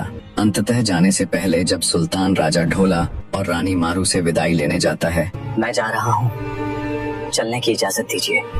तब रानी मारू कहती है, भाई, कुछ ही दिनों में हमारी बेटी की शादी है। तुम्हारे अलावा मेरा कोई दूसरा भाई नहीं। अंततः बेटी की शादी में तुम निहालदे भाभी के साथ जरूर आना। बातचीत में काफी समय लग जाता है। सुल्तान जल्दी से उनसे विदाई ले तेज गति से राजकुमारी निहालदे के नगर की ओर निकल पड़ता है। राजकुमारी को तीज के अवसर पर झूला झूलाने के किए वायदे को पूरा करने में बस 2 ही दिन बीच में थे। आज से तीसरे दिन तो वायदे का दिन अर्थात तीज का पर्व था। सुल्तान अपने वायदे को पूरा करने के लिए पूरी जी जान लगाते हुए बहुत तेज गति से राजकुमारी के नगर की तरफ बढ़ रहा था। पुराने समय में एक स्थान से दूसरे स्थान तक जाने में कई कई दिन का समय लगता था। वो तेज गति से दिन में यात्रा करता और रात में सुरक्षित स्थान देखकर वहाँ ठहर जाता। ऐसे ही 2 दिन बीत जाते हैं। आज तीसरा दिन अर्थात तीज का त्योहार था, जब सुल्तान को निहालदे के पास जाकर अपना वादा पूरा करना था। पर निहालदे का नगर अभी भी काफी दूर था। सुल्तान पूरी गति के साथ घोड़े को दौड़ाते तेजी से आगे बढ़ रहा था। दूसरी तरफ निहालदे का चित्त व्यथित हुआ जा रहा था, क्योंकि आधे से भी ज्यादा दिन बीत चुका था, पर सुल्तान की अब तक कोई खोज खबर नहीं थी। दुखी मन से निहालदे ने निश्चय किया कि अगर आज सुल्तान नहीं आया तो वो अपने प्राण त्याग देगी। अपनी दासियों से कहकर वो अपने लिए चिता तैयार करवा लेती है। जल्दी से जाओ और बाग के बीचों बीच एक चिता तैयार करो। और कहती है, अगर शाम तक सुल्तान नहीं आ पाया तो मैं इस चिता में कूद कर सती हो जाऊंगी। तब तुम मेरे लिए सारे गहने आदि रख लेना। फिर राजकुमारी निहालदे दूसरी दासी से कहती है, अगर सुल्तान तय समय पर आकर मुझे झुला झुलाता है तो ये गहने उपहार स्वरूप मैं तुम्हें दे दूंगी। समय निकलता जा रहा था। अब दिन छिपने अर्थात सूर्य अस्ते होने का समय भी नजदीक था। निहालदे का रो रो कर बुरा हाल था। उसकी दासी, जिसे उसके मरने पर उसके गहने और जेवरात आदि मिलने थे, बार बार एक ही बात दोहराती। माफ करना राजकुमारी जी, पर उसे आना होता तो अब तो तक कब वो का आ चुका होता। मुझे नहीं लगता कि राजकुमार सुल्तान आएगा। तब दूसरी दासी, जिसे सुल्तान के आने पर उपहार स्वरूप गहने और जेवरात मिलने वाले थे, पहली दासी की बात को काटती हुई कहती है, कैसे बातें कर रही हो? है तो वो भी इंसान ही, देरी तो उससे भी हो सकती है। हो सकता है कहीं उलझ गया हो। मेरा मन कहता है राजकुमार सुल्तान जरूर आएगा। बार बार दोनों दासियां अपने अपने फायदे की बात दोहराती। इस प्रकार बीतते समय के साथ सूर्य भी अस्त हो जाता है और शाम हो जाती है। तब पहली दासी कहती है, राजकुमारी जी, अगर आपको सती ही होना है तो फिर इंतजार किस बात का? अब तो दिन भी ढल चुका है और शाम हो चुकी है। अगर उसे आना होता तो कब का आ चुका होता। राजकुमारी निहालदे चिता के पास जाकर उसमें कूदने ही वाली थी कि तभी राजकुमार फूल वहां आ पहुंचा और चिता में कूदने से ठीक पहले वो राजकुमारी निहालदे का हाथ पकड़कर उसे चिता से दूर कर देता है और राजकुमारी से कहता है, तुम क्यों उसके लिए अपनी जान देने पर तुली हुई हो, जिसे तुम्हारी जरा सी भी फिक्र नहीं? अन्यथा वो तुम्हें झूला झुलाने जरूर आता। और वैसे भी तुम्हारा रिश्ता तो पहले मेरे ही साथ तय हुआ था। तुम अपने इस सती होने के विचार को त्याग दो। मैं अब भी तुम्हारे साथ विवाह करने के लिए तैयार हूँ। पर राजकुमारी निहालदे ने फूल की बात मानने से इनकार कर दिया। वो अपने हठ पर कायम थी।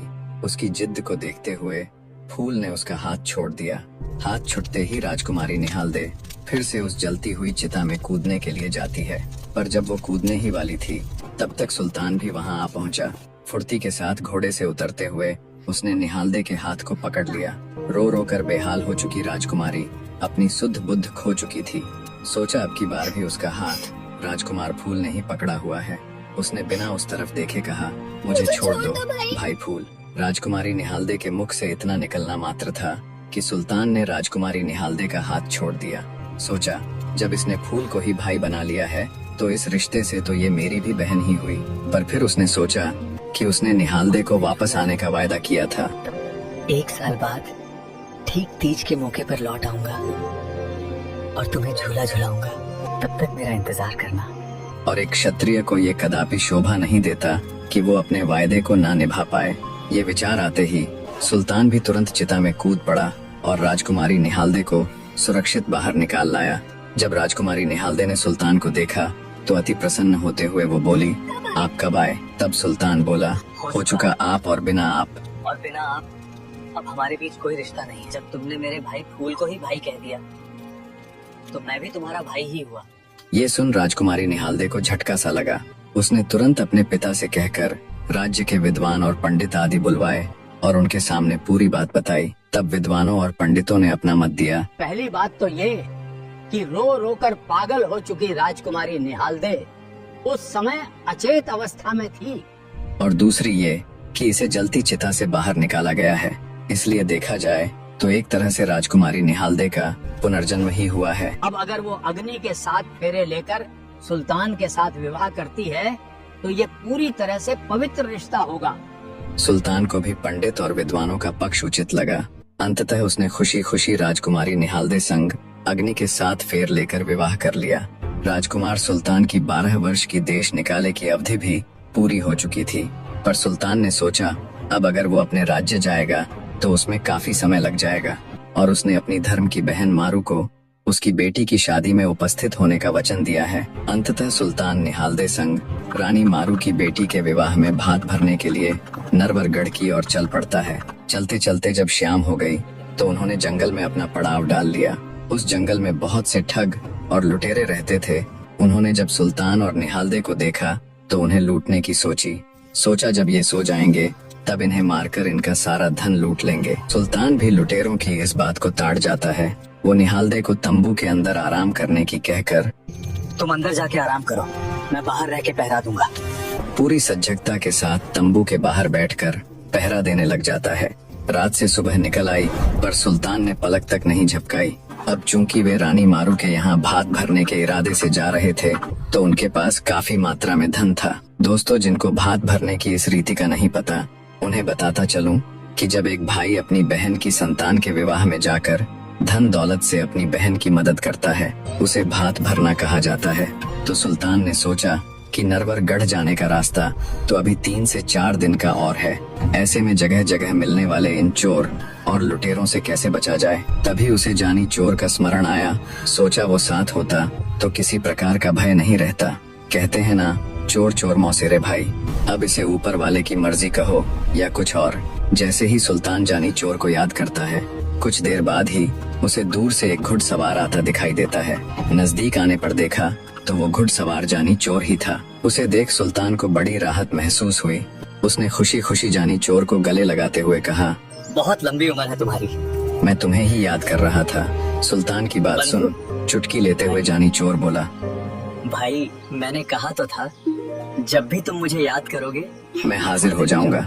इस तरह अब सुल्तान और निहालदे जानी चोर के साथ नरवरगढ़ की ओर चल पड़ते हैं। चलते चलते फिर से रात हुई तो एक नदी किनारे उन्होंने अपना पड़ाव डाल लिया। सुबह चलने से पहले जब सुल्तान और जानी चोर नदी में स्नान कर रहे थे, तभी नदी में एक परवाना अर्थात चिट्ठी बहती हुई आई।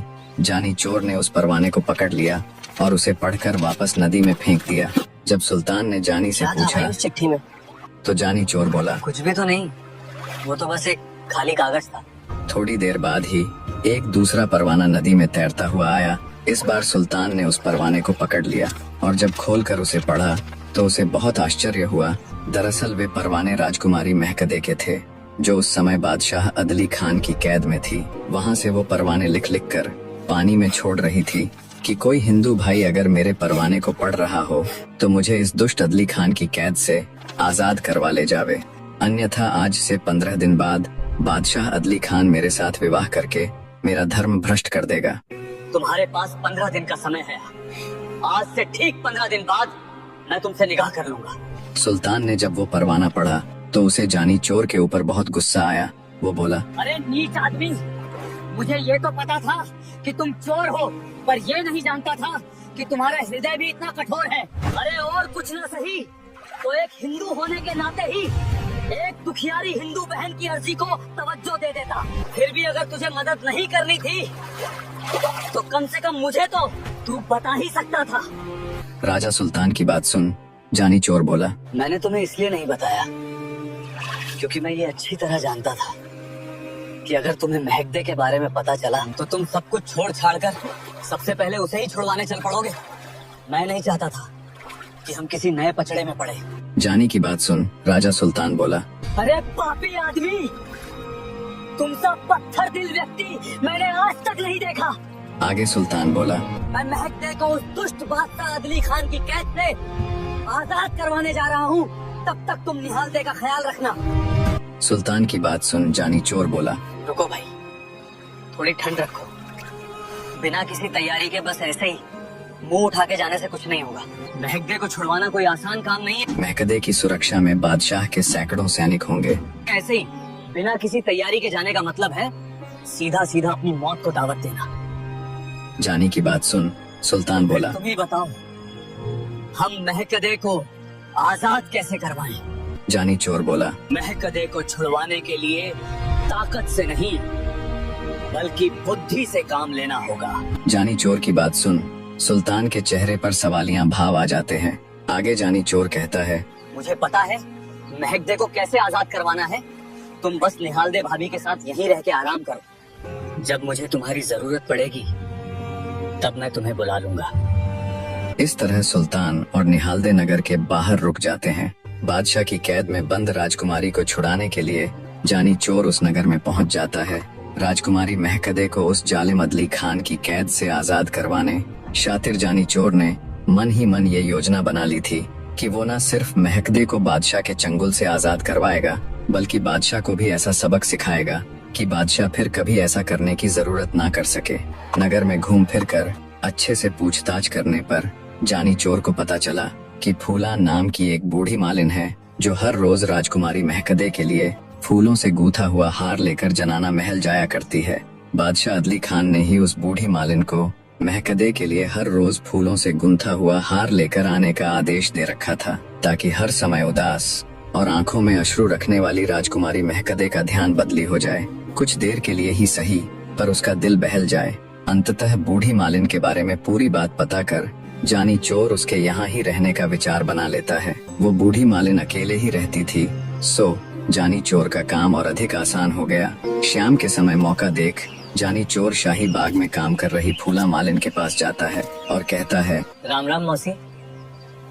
जानी चोर की बात सुन सवालिया निगाह से उसकी तरफ देखते हुए फूला मालिन बोली, कौन हो बेटा तुम? मैंने तुम्हें पहचाना नहीं। तब जानी बोला, आप भी कमाल करती हैं। आप अपनी इकलौती सगी बहन के बेटे को कैसे भूल सकते हैं? दरअसल आपकी भी गलती नहीं है। जब मैं छोटा सा था तब अपनी माँ के साथ आपके पास आया करता। बुढ़िया कुछ देर सोचकर बोली, क्या तुम गब्दू हो? ठहाका लगाकर हंसता हुआ जानी चोर बोला, हाँ मौसी, मैं वही छोटा सा गब्दू हूँ। कुछ काम के लिए नगर आया हुआ था तो सोचा आपका हाल चाल भी पूछ लूं। जानी की बात सुन बुढ़िया बड़ी खुश हुई। वो उसे अपने साथ अपने घर ले गई। अगले दिन जब बुढ़िया शाही बाग में फूलों की माला बनाने के लिए जाती है तो गब्दू अर्थात जानी चोर बोला, आज आप आराम करो मौसी। आज राजकुमारी के लिए फूलों का हार मैं बना देता हूँ। जानी चोर हाथ की कला में बहुत माहिर था। उसने बड़ी शिद्दत के साथ 52 कली का हार बना दिया।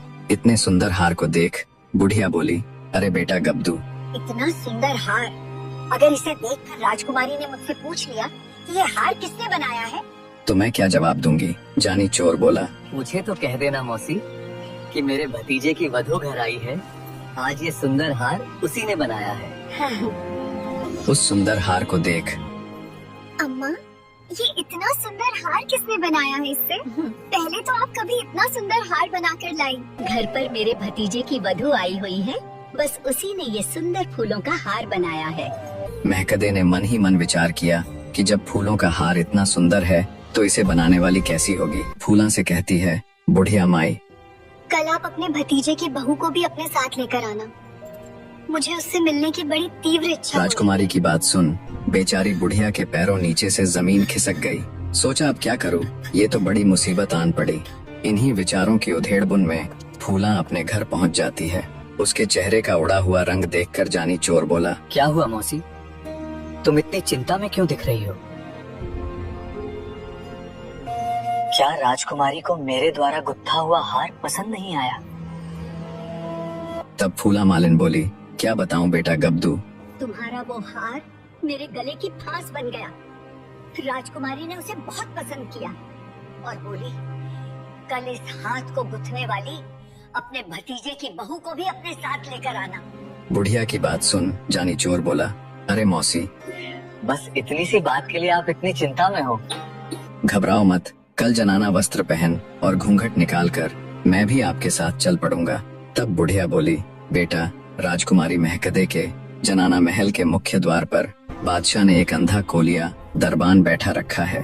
जो भी महकदे के महल में जाता है उसे उस अंधे कोलिये की हथेली पर पैर रखकर महल में प्रवेश करना होता है। अगर उसने तुम्हें पहचान लिया और कह दिया कि ये तो पुरुष है तो वहीं मौजूद पहरेदार तुरंत तुम्हें मार डालेंगे और फिर वे मुझे भी नहीं बख्शेंगे। बूढ़ी मालिन की चिंता जान जानी चोर थोड़ा सोचता हुआ बोला, मौसी आप बिल्कुल भी फिक्र ना करे, मुझे कोई नहीं पहचान पाएगा, ना वो अंधा कोलिया और ना ही राजकुमारी।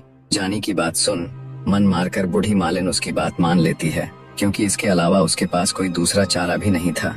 वो कहावत है ना, आगे कुआं और पीछे खाई। फूला मालिन के लिए भी कुछ वैसी ही परिस्थिति थी। अगले दिन बाग में जाकर फिर से जानी चोर ने 52 कली का हार गूंथ दिया। अब समय था जनाना महल में राजकुमारी महकदे के पास जाने का। जानी ने एक स्त्री के वस्त्र धारण कर लिए और बूढ़ी मालिन के पीछे पीछे चल पड़ा। जब मुख्य द्वार पर पहुँचे तो आगे चल रही फूला मालिन ने अंधे कोलिये की हथेली पर पैर रखा तो हमेशा की तरह अंधा कोलिया बोला, जनानी है अर्थात स्त्री है। बूढ़ी मालिन महल में प्रवेश कर जाती है। अब बारी थी जानी चोर की। आगे बढ़कर उसने जैसे ही अंधे कोलिये की हथेली पर अपना पैर रखा तो अंधा कोलिया बोल उठा, हाथ तोड़ दिया रे कसाई। तब जानी चोर ने फटाक से कुछ स्वर्ण मुद्राएं अंधे कोलिये की जेब में डाल दी। मुद्राओं की खनक मिलते ही अंधा कोलिया बोला, जनानी है जनानी, जाने दो। इस प्रकार जानी चोर और बूढ़ी मालिन महल में प्रवेश कर जाते हैं। बूढ़ी मालिन से थोड़ा दूर होने पर जानी ने मौका देखते हुए महकदे को अपना पूरा परिचय दिया और कहा, घबराना मत बहन, मैं और सुल्तान आज से 3 दिन बाद तुम्हें दुष्ट बादशाह की कैद से छुड़ा ले जाएंगे। जानी चोर की बात सुन राजकुमारी महकदे का चेहरा खिल उठता है। रात के समय मौका देखकर जानी चोर राजमहल की दीवार पर एक बड़ा सा परवाना लिखकर टांग देता है, खबरदार बादशाह, जानी चोर तेरी नगरी में आ चुका है, दम है तो पकड़ लेना। आज से ठीक तीसरे दिन राजकुमारी महकदे को तेरी कैद से छुड़ा कर ले जाऊंगा। मैं न सिर्फ महकदे को तेरी कैद से छुड़ाऊंगा बल्कि तेरा मुंह काला करके तेरी एक तरफ की मूंछ काट कर तेरे गले में जूतों की माला भी पहनाऊंगा। जब सुबह हुई तो पहरेदारों का ध्यान राजमहल की दीवार पर टंगे उस परवाने पर गया। उन्होंने तुरंत बादशाह को इस बारे में सूचित किया। जब बादशाह ने दीवार पर टंगे उस परवाने को पढ़ा तो उसके तन बदन में आग लग गई। जल्दी ही ये खबर पूरे नगर में फैल गई। हर तरफ खलबली मच गई कि नगर में तो जानी चोर आया हुआ है। बूढ़ी मालिन महकदे को फूलों का हार देने गई तो उसे भी इस सारे माजरे का पता चला। महकदे को हार देने के बाद फूला मालिन लंबे लंबे कदम रखते हुए जल्दी से घर आती है। मालिन की फूली हुई सांस और चेहरे पर चिंता के भाव देख जानी चोर बोला, क्यों री मौसी, आज क्या हो गया? आपकी फूली हुई सांस और चेहरे पर चिंता की लकीरें, माजरा क्या है मौसी? तब मालिन उससे कहती है, अरे क्या बताऊं बेटा गब्दू, मैं तो तेरे लिए भागी भागी घर आई हूँ क्योंकि नगर में जानी चोर आया हुआ है जिसने बादशाह को धमकी दी है तुम घर से बाहर मत निकलना, अन्यथा तुम्हें जानी चोर समझकर ना पकड़ ले। क्योंकि बेटा गब्दू तुम इस नगर में नए भी हो और लोगों के लिए अनजान भी हो। बूढ़ी मालिन की बात सुन जानी चोर बोला, तुम क्यों चिंता करती हो मौसी? पकड़ेंगे तो जानी चोर को पकड़ेंगे, मुझे भला क्यों पकड़ने लगे? आगे जानी चोर बोला, पर मौसी एक बात मेरी समझ में नहीं आई कि जानी चोर ने बादशाह को धमकी क्यों दी भला? तब मालिन बोली, बेटा गब्दू, बादशाह राजकुमारी को जबरन उठा लाया है और उससे विवाह करना चाहता है। मालिन की बात सुन जानी चोर बोला, तो मौसी फिर क्या इंतजाम किए बादशाह ने जानी चोर को पकड़ने के? फूला मालिन बोली, बेटा नगर के एक सुनार ने ताल ठोक कर कहा कि वो जानी चोर को पकड़ कर दिखाएगा। जानी चोर बोला, क्यों री मौसी, क्या परिवार है उस सुनार का? बुढ़िया बोली, छोटा सा परिवार है, मियाँ बीवी और उनकी एक लड़की जिसकी शादी को 12 साल हो गए और उसका पति आज तक उसे लेने नहीं आया। मालिन की बात सुन जानी चोर मन ही मन एक योजना बनाता है। जैसे ही शाम हुई जानी चोर देवी माँ की आराधना करता हुआ कहता है, हे देवी माई, तेरी 100 मन की करू कढ़ाई, मुझे 1.25 पहर के लिए सुनार के जमाई अर्थात दामाद का रूप दे दो। जानी की बात सुन देवी माँ प्रकट हुई और बोली, मैं अच्छे से जानती हूँ 100 मन की कढ़ाई तो क्या तू एक सिक्का भी खर्च नहीं करेगा, पर क्या करूँ तेरे वचनों में जो हारी हूँ, तेरा कहा करना ही पड़ेगा। इतना कहकर देवी माँ अंतर्ध्यान हो गई। जानी चोर को अब सुनार के जमाई का रूप मिल चुका था। अब जानी चोर सुनार के घर के आगे पहुँच घर के सामने से चक्कर लगाता और कहता, यहाँ आसपास तो कभी ब्याहे गए थे, यहाँ आसपास तो कभी ब्याहे गए थे। जानी चोर ने जब ऐसा कहते हुए 2-3 चक्कर लगाए तो घर के अंदर सुनार की पत्नी के कान खड़े हो गए। सुनार उस रात घर पर नहीं था क्योंकि वो जानी चोर को पकड़ने के लिए नगर में गश्त लगा रहा था।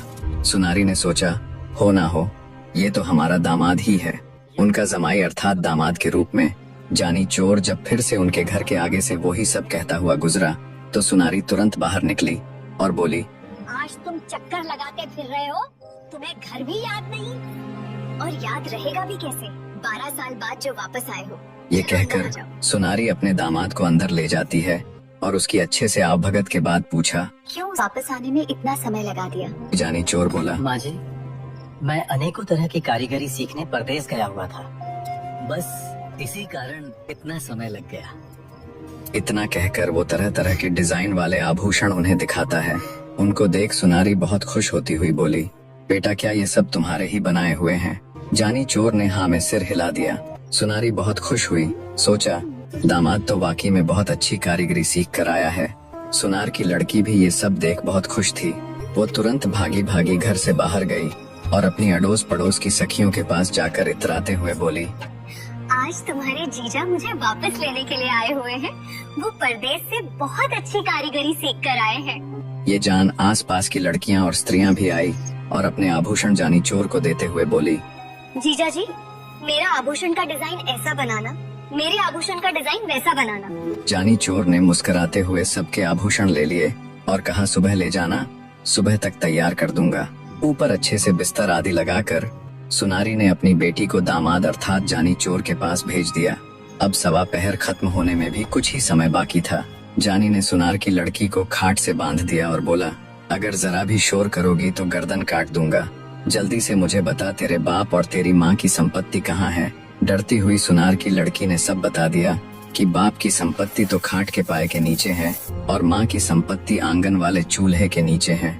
उसके माँ बाप की संपत्ति का भेद जान पड़ोस से आए गहनों को भी हथौड़ा मार मार कर उन्हें इकट्ठा कर लिया और बोरे में डाल लिया। नीचे सो रही सुनारी ने जब हथौड़े की आवाज सुनी तो सोचा, लगता है दामाद जी आभूषणों में डिजाइन डाल रहे हैं। वो निश्चिंत होकर सो जाती है। जब आधी रात हुई तो जानी चोर नीचे आया। पहले उसने खाट के पावे के नीचे गढ़े धन को अपने बोरे में डाल दिया और फिर आंगन में रखे चूल्हे के नीचे धन को भी निकाल कर बोरे में डाल लिया। जाते हुए वो सुनार की लड़की के पास गया और बोला, कह देना अपने बाप को, वो कहाँ जानी चोर को बाहर ढूंढता फिर रहा है।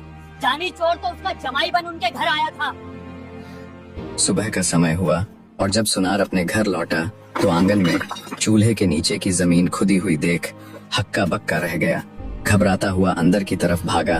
अंदर देखा तो उसकी खाट के पावे नीचे की जमीन भी खुदी हुई थी और वहाँ भी सब सफाचट था। ये सब देख उसके पांव नीचे से जमीन सरक गई। उसने झिंझोड़ते हुए सोती हुई पत्नी को उठाया और बोला, कहाँ तुम घोड़े बेचकर सो रही हो और रात में कोई हमारे घर का सारा धन निकाल कर ले गया। तब सुनारी अपने पति को रात वाली घटना बताती है कि कल रात तो हमारे दामाद जी आए हुए थे। दोनों भागकर ऊपर गए तो देखा बेटी को खाट से बांधा हुआ है और उसके मुंह में कपड़ा ठूसा हुआ है। सुनार ने जब बेटी को खोला तो वो बोली, आप जानी चोर को कहाँ बाहर ढूंढते फिर रहे थे? वो तो आपका दामाद बनकर यहाँ आया हुआ था और वो न सिर्फ हमारा सारा धन ले गया बल्कि पड़ोसी लड़कियों और स्त्रियों के गहनों को भी ले गया। पूरी बात जान सुनार माथा पकड़कर वहीं बैठ जाता है। बादशाह को जब इस पूरी घटना का पता चला तो वो भी सख्ते में आ गया। पहले धमकी भरा परवाना और फिर सुनार की ये दुर्दशा। बादशाह समझ चुका था कि ये जानी चोर कोई मामूली व्यक्ति नहीं है। बादशाह ने फिर कुछ सोचते हुए एक ऐसे व्यक्ति को काम सौंपा जो काबिलियत में भी सुनार से 2 दर्जे अव्वल था और जिसकी कोई कमजोरी भी ना थी। अपने राज्य के सबसे काबिल व्यक्ति जो कि एक कोतवाल था को जानी चोर को पकड़ने का काम सौंपा।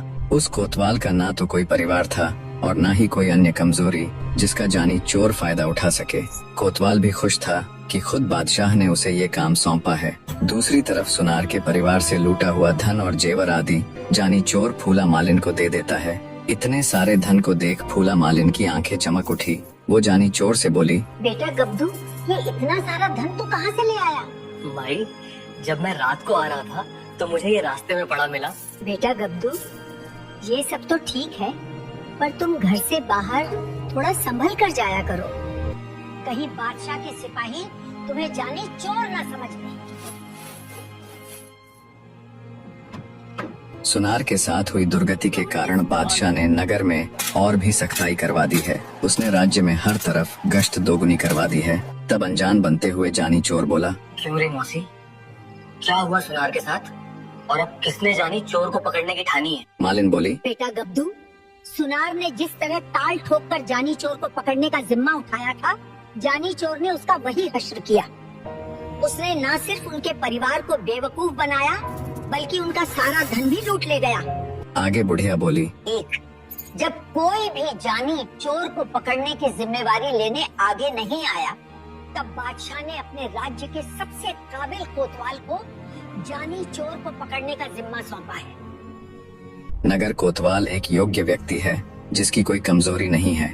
उसके आगे पीछे उसका कोई परिवार नहीं है, वो अकेला ही रहता है। मालिन की बात सुन जानी चोर फिर से मन ही मन नगर कोतवाल को सबक सिखाने की एक योजना बनाता है।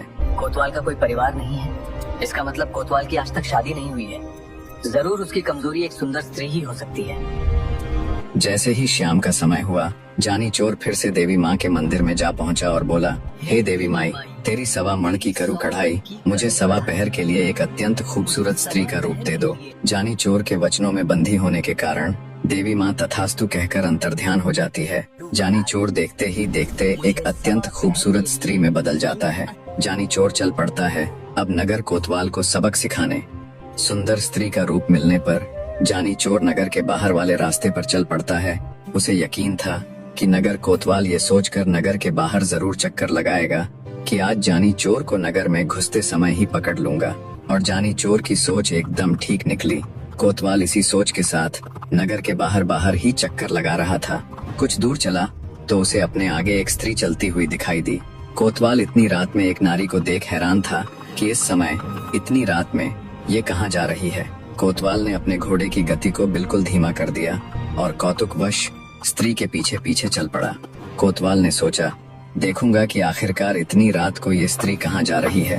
चलते चलते स्त्री एक बरगद के पेड़ के पास जाकर रुक गई। स्त्री के रुकने पर कोतवाल भी अपने घोड़े को रोक देता है और उतरकर उस स्त्री के पास जाता है। जब कोतवाल ने नजदीक जाकर उस स्त्री को देखा तो उसका सौंदर्य देख वो मंत्र मुग्ध सा हो गया।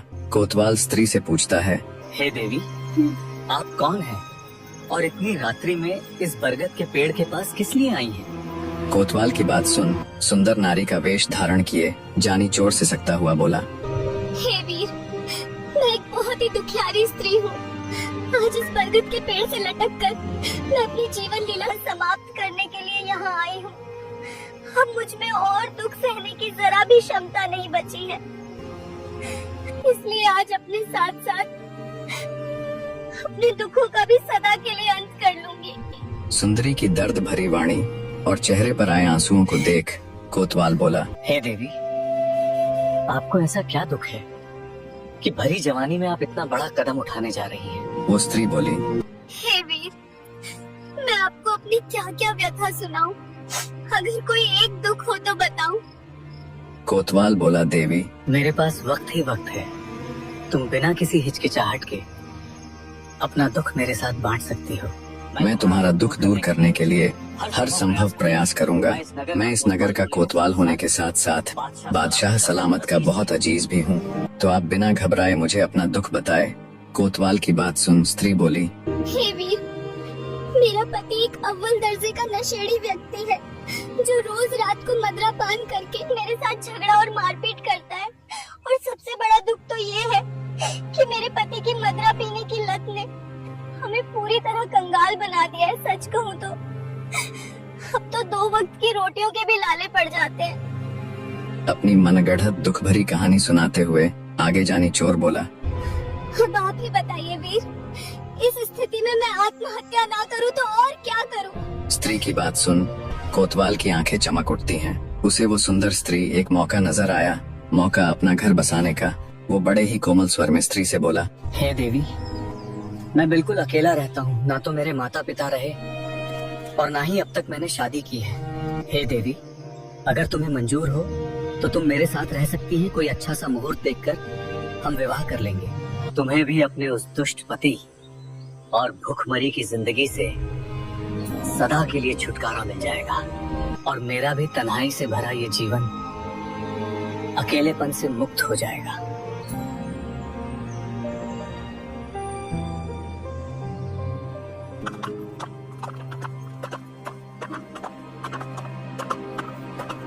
कुछ कुछ ही देर में कोतवाल उस सुंदर स्त्री के साथ अपने घर पहुंच जाता है। कोतवाल के घर पहुंचने पर स्त्री बने जानी चोर ने देखा कि एक काठ का कटघरा रखा हुआ था जिसमें इंसान को कैद किया जाता था।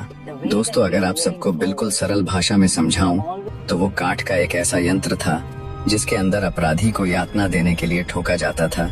जानी चोर भली भांति परिचित था कि उस कटघरे का क्या काम है। उसने बिल्कुल अबोध अर्थात अनजान बनते हुए कोतवाल से कहा, महाराज, ये किस प्रकार का यंत्र है? कोतवाल बोला, प्रिय, इसके अंदर किसी अपराधी को सजा देने के लिए ठोका जाता है। मैं उस दुष्ट जानी चोर को पकड़कर इसमें बंद करने वाला हूँ। स्त्री बोली, हाँ वीर, मैंने भी उस जानी चोर का जिक्र सुना है जिसने बादशाह को चुनौती देकर पूरे नगर में सनसनी फैला रखी है। आगे स्त्री बना जानी चोर किसी अबोध बालक की तरह कहता है, हे वीरपा, इसके अंदर अपराधी को कैसे ठोका जाता है? इतना कहकर वो उस कटघरे के नजदीक जाकर उसे छूती हुई कहती है, हे वीर, मैं देखना चाहती हूँ कि इसके अंदर कैदी को कैसे बंद किया जाता है। एक बार आप मुझे भी इसके अंदर बंद करके दिखाइए ना। स्त्री की बात सुन कोतवाल झट से उसके पास आया और बोला, प्रिय, मैं तुम्हें इस काठ में बंद नहीं कर सकता क्योंकि तुम इतनी नाजुक हो कि ये तुम्हारे ये कोमल कोमल हाथ पैर छिल जाएंगे। अगर तुम्हें देखने की इतनी ही इच्छा है तो मैं खुद तुम्हें इसके अंदर बंद होकर दिखाऊंगा। जैसे ही मैं इसके अंदर जाऊं तुम ये हत्था खींच देना। इतना कहकर कोतवाल उस काठ के कटघरे के अंदर चला जाता है। जानी चोर को तो इंतजार ही इस बात का था। उसने झट से उस कटघरे का हत्था खींच दिया। हत्था खींचते ही कोतवाल उस कटघरे में बंद हो जाता है। उसका सिर ऊपर और पैर नीचे हो जाते हैं। कोतवाल बोला, देखा प्रिय, बिल्कुल ऐसे ही किसी अपराधी को इसके अंदर बंद किया जाता है। अब जल्दी से इस हैंडल को उठा दो ताकि मैं इससे बाहर निकल सकूं। कोतवाल की बात सुन जानी चोर बोला, बेवकूफ आदमी, मैं तुम्हारी कोई प्रिय वीर्य नहीं हूँ जिसके साथ तुम विवाह के सपने संजो रहा है। मैं तो तेरा फूफा जानी चोर हूँ।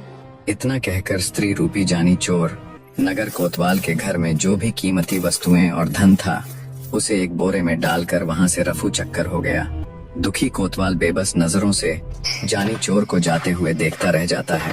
सुबह का समय हुआ और जब धीरे धीरे सूर्य बिल्कुल बीचों बीच आ गया अर्थात दोपहर हो गई, तब बेसब्री से कोतवाल का इंतजार कर रहे बादशाह ने सोचा, कल कोतवाल को जानी चोर को पकड़ने का काम सौंपा था। जानी चोर तो दूर की बात, अब तक कोतवाल का भी कोई अता पता नहीं। अंततः बादशाह अपने कुछ सिपाहियों को कोतवाल के घर भेजता है। जब बादशाह के सिपाही कोतवाल के निवास स्थान पर पहुंचे तो उन्होंने कोतवाल को उस कटघरे में बंद पाया। दुखी हो चुका कोतवाल भी बेसब्री से इसी इंतजार में था कि मेरी सुध लेने के लिए बादशाह कब अपने सिपाहियों को भेजेगा। सिपाहियों ने कटघरे का हैंडल उठाया और पसीने पसीने हो चुके कोतवाल को बाहर निकाला। मुंह लटकाए कोतवाल बादशाह के सामने पेश हुआ और अपने साथ घटी पूरी घटना बादशाह को कह सुनाई। कोतवाल की बात सुन बादशाह का पारा 7वें आसमान पर था। कोतवाल को डांटते हुए बोला, अगर तुम लंगोट के कच्चे ना होते तो तुम्हारा ये हाल नहीं होता। तुम सबके सब निकम्मे हो। अब मैं ही उस धूर्त जानी चोर को पकड़ कर दिखाऊंगा। इस प्रकार कोतवाल और सुनार के बुरी तरह असफल होने के बाद जानी चोर को पकड़ने का जिम्मा बादशाह खुद उठा लेता है। दूसरी तरफ एक बार फिर से जानी चोर कोतवाल से लूटा हुआ धन फूला मालिन को सौंप देता है। एक बार फिर से इतने सारे धन को देखकर फूला मालिन की आंखें चमक उठती हैं। वो जानी चोर से कहती है, बेटा गब्दू, ये सब तो खूब बढ़िया है, पर तू घर से बाहर थोड़ा संभल कर जाया कर। बादशाह के सिपाही चप्पे चप्पे पर तैनात है। कहीं बादशाह के सिपाही तुम्हें जानी चोर न समझ ले।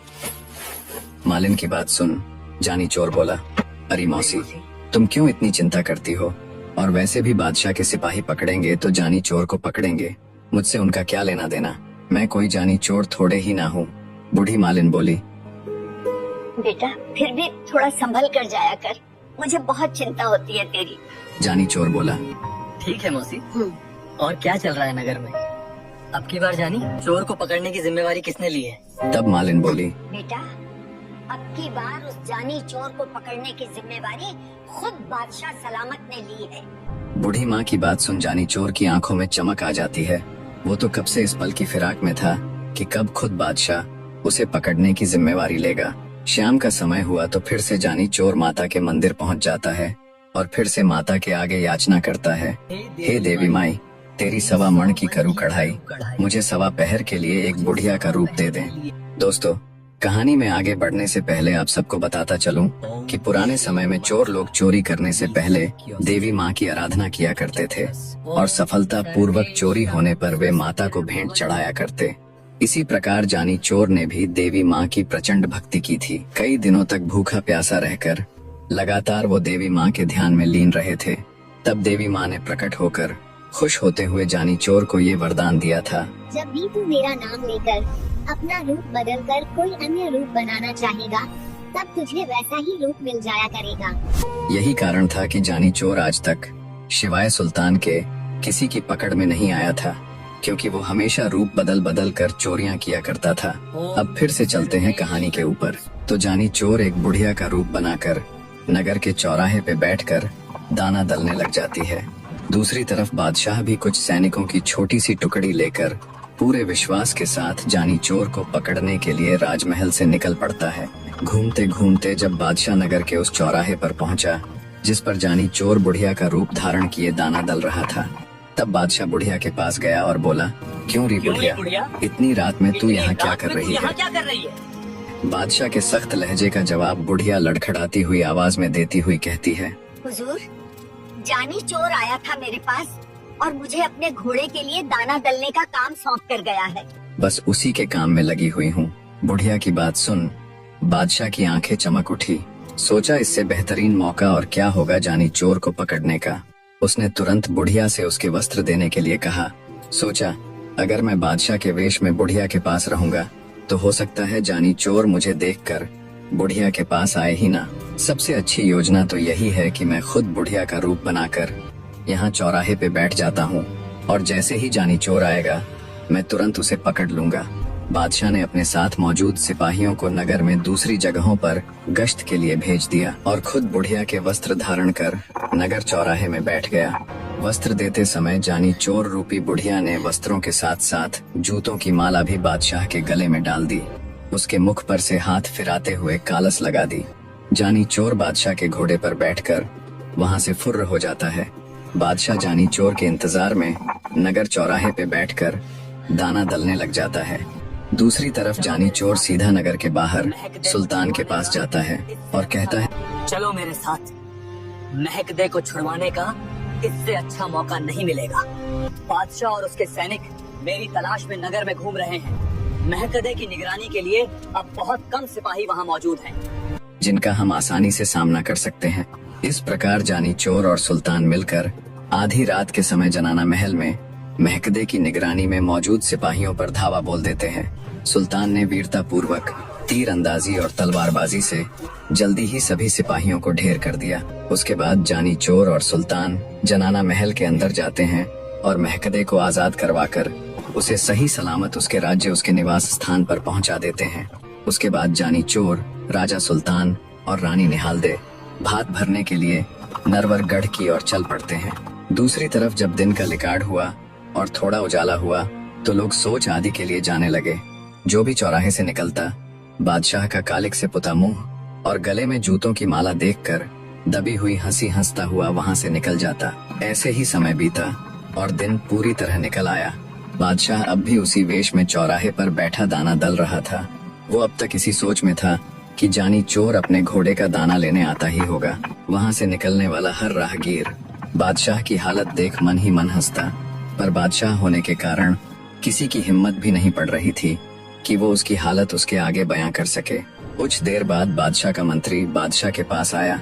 बादशाह की हालत देख मंत्री को भी बड़ा कौतुक हुआ। बोला, बादशाह सलामत, ये आपने अपना क्या हाल बना रखा है? मुख पर कालिक और गले में जूतों की माला और ये फटे पुराने वस्त्र। हम कब से आपको तलाश रहे हैं। उधर जनाना महल में बहुत बड़ी घटना घट गई। मंत्री की बात सुन बादशाह बोला, कैसी घटना, क्या हुआ, जल्दी बताओ। तब मंत्री ने वहाँ का पूरा हाल बताया कि बादशाह सलामत। कोई जनाना महल में घुसकर वहाँ मौजूद सभी सैनिकों को घायल करके राजकुमारी महकदे को छुड़ा ले गया। मंत्री की बात सुन और अपनी हालत देख बादशाह को समझते देर ना लगी कि रात में जानी चोर ही बुढ़िया के वेश में उसे मिला था। जो उसे मूर्ख बना गया। उसे जानी चोर के उस धमकी भरे पत्र की बात भी याद आई कि बादशाह तेरा मुंह काला करके तेरे गले में जूतों की माला पहनाकर तुझसे स्वमण दाना दलवाऊंगा। सब कुछ साफ होने पर बादशाह मारे शर्म और गुस्से के वही माथा पकड़ कर बैठ जाता है। बादशाह को सबक सिखाकर महकदे को उसके राज्य के लिए रवाना करके जानी चोर, सुल्तान और निहालदे 2 दिन का सफर तय कर ठीक विवाह वाले दिन नरवरगढ़ पहुंच जाते हैं। भात भरने की रस्म अनुसार सुल्तान पाड्डे पर खड़ा होकर धर्म की बहन मारू के गले में नोटों की माला तथा 9 के लौटे में सोने का सिक्का डाल देता है। सुल्तान द्वारा रस्म पूरी करने के बाद जानी चोर ने भी पाड्डे पर खड़ा होकर जिस जिस चीज का भात सुल्तान ने भरा था, बिल्कुल उन्हीं चीजों का भात जानी चोर ने भी भर दिया। दरअसल जानी चोर ने भात में सुल्तान द्वारा ही दी गई चीजें चुराकर फिर से उन्हीं से भात भर दिया। अब चूंकि राजा का घर था, किसी चीज की कोई कमी नहीं थी, तो उन्हें नहीं पता चला कि किसने क्या दिया है। पर रस्म में खड़ी होने वाली नगर की नाइन ने हल्ला मचा दिया। लौटे में तो सिर्फ एक ही सोने का सिक्का है, जबकि होने चाहिए थे 2 सिक्के, एक सुल्तान द्वारा दिया हुआ और एक जानी चोर द्वारा दिया हुआ। दोस्तों, आप सबको बताता चलूं कि भात की रस्म में नगर के नाई समाज की स्त्री अर्थात गांव की नाइन को भी भांति कुछ भेंट देता है।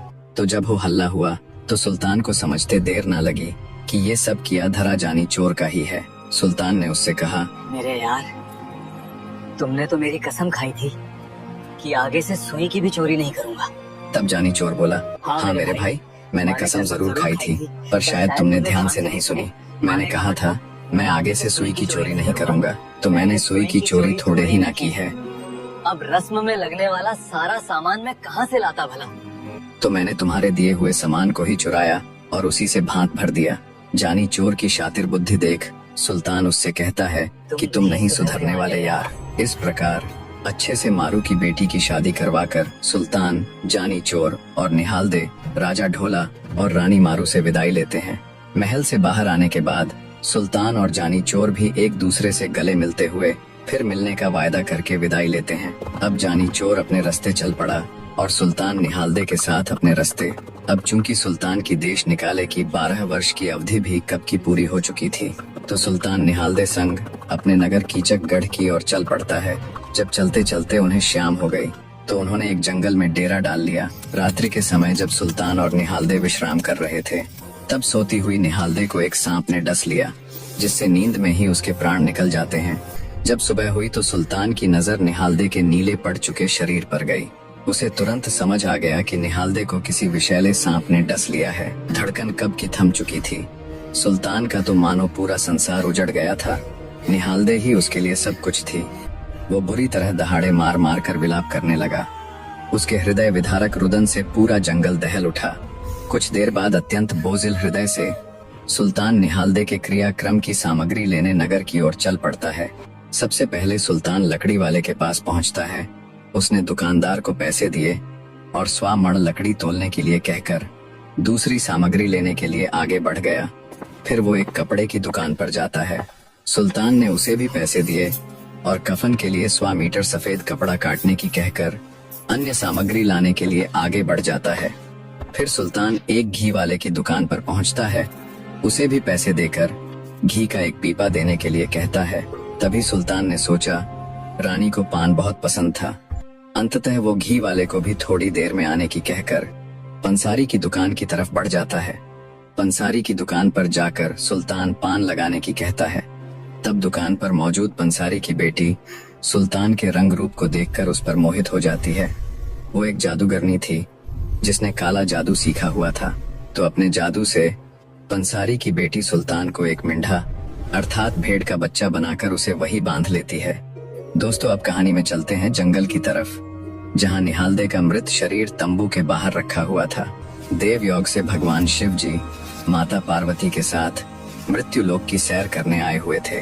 जब वे दोनों जंगल से होते हुए निहालदे के पास से गुजरे तो उनकी नजर मृत निहालदे पर पड़ी। उसे देख माता पार्वती बोली, देखो तो महाराज, कितनी सुंदर युवती है, बेचारी भरी जवानी में प्राणों को प्यारी हो गई। आप इसे फिर से जीवित कर दीजिए ना महाराज।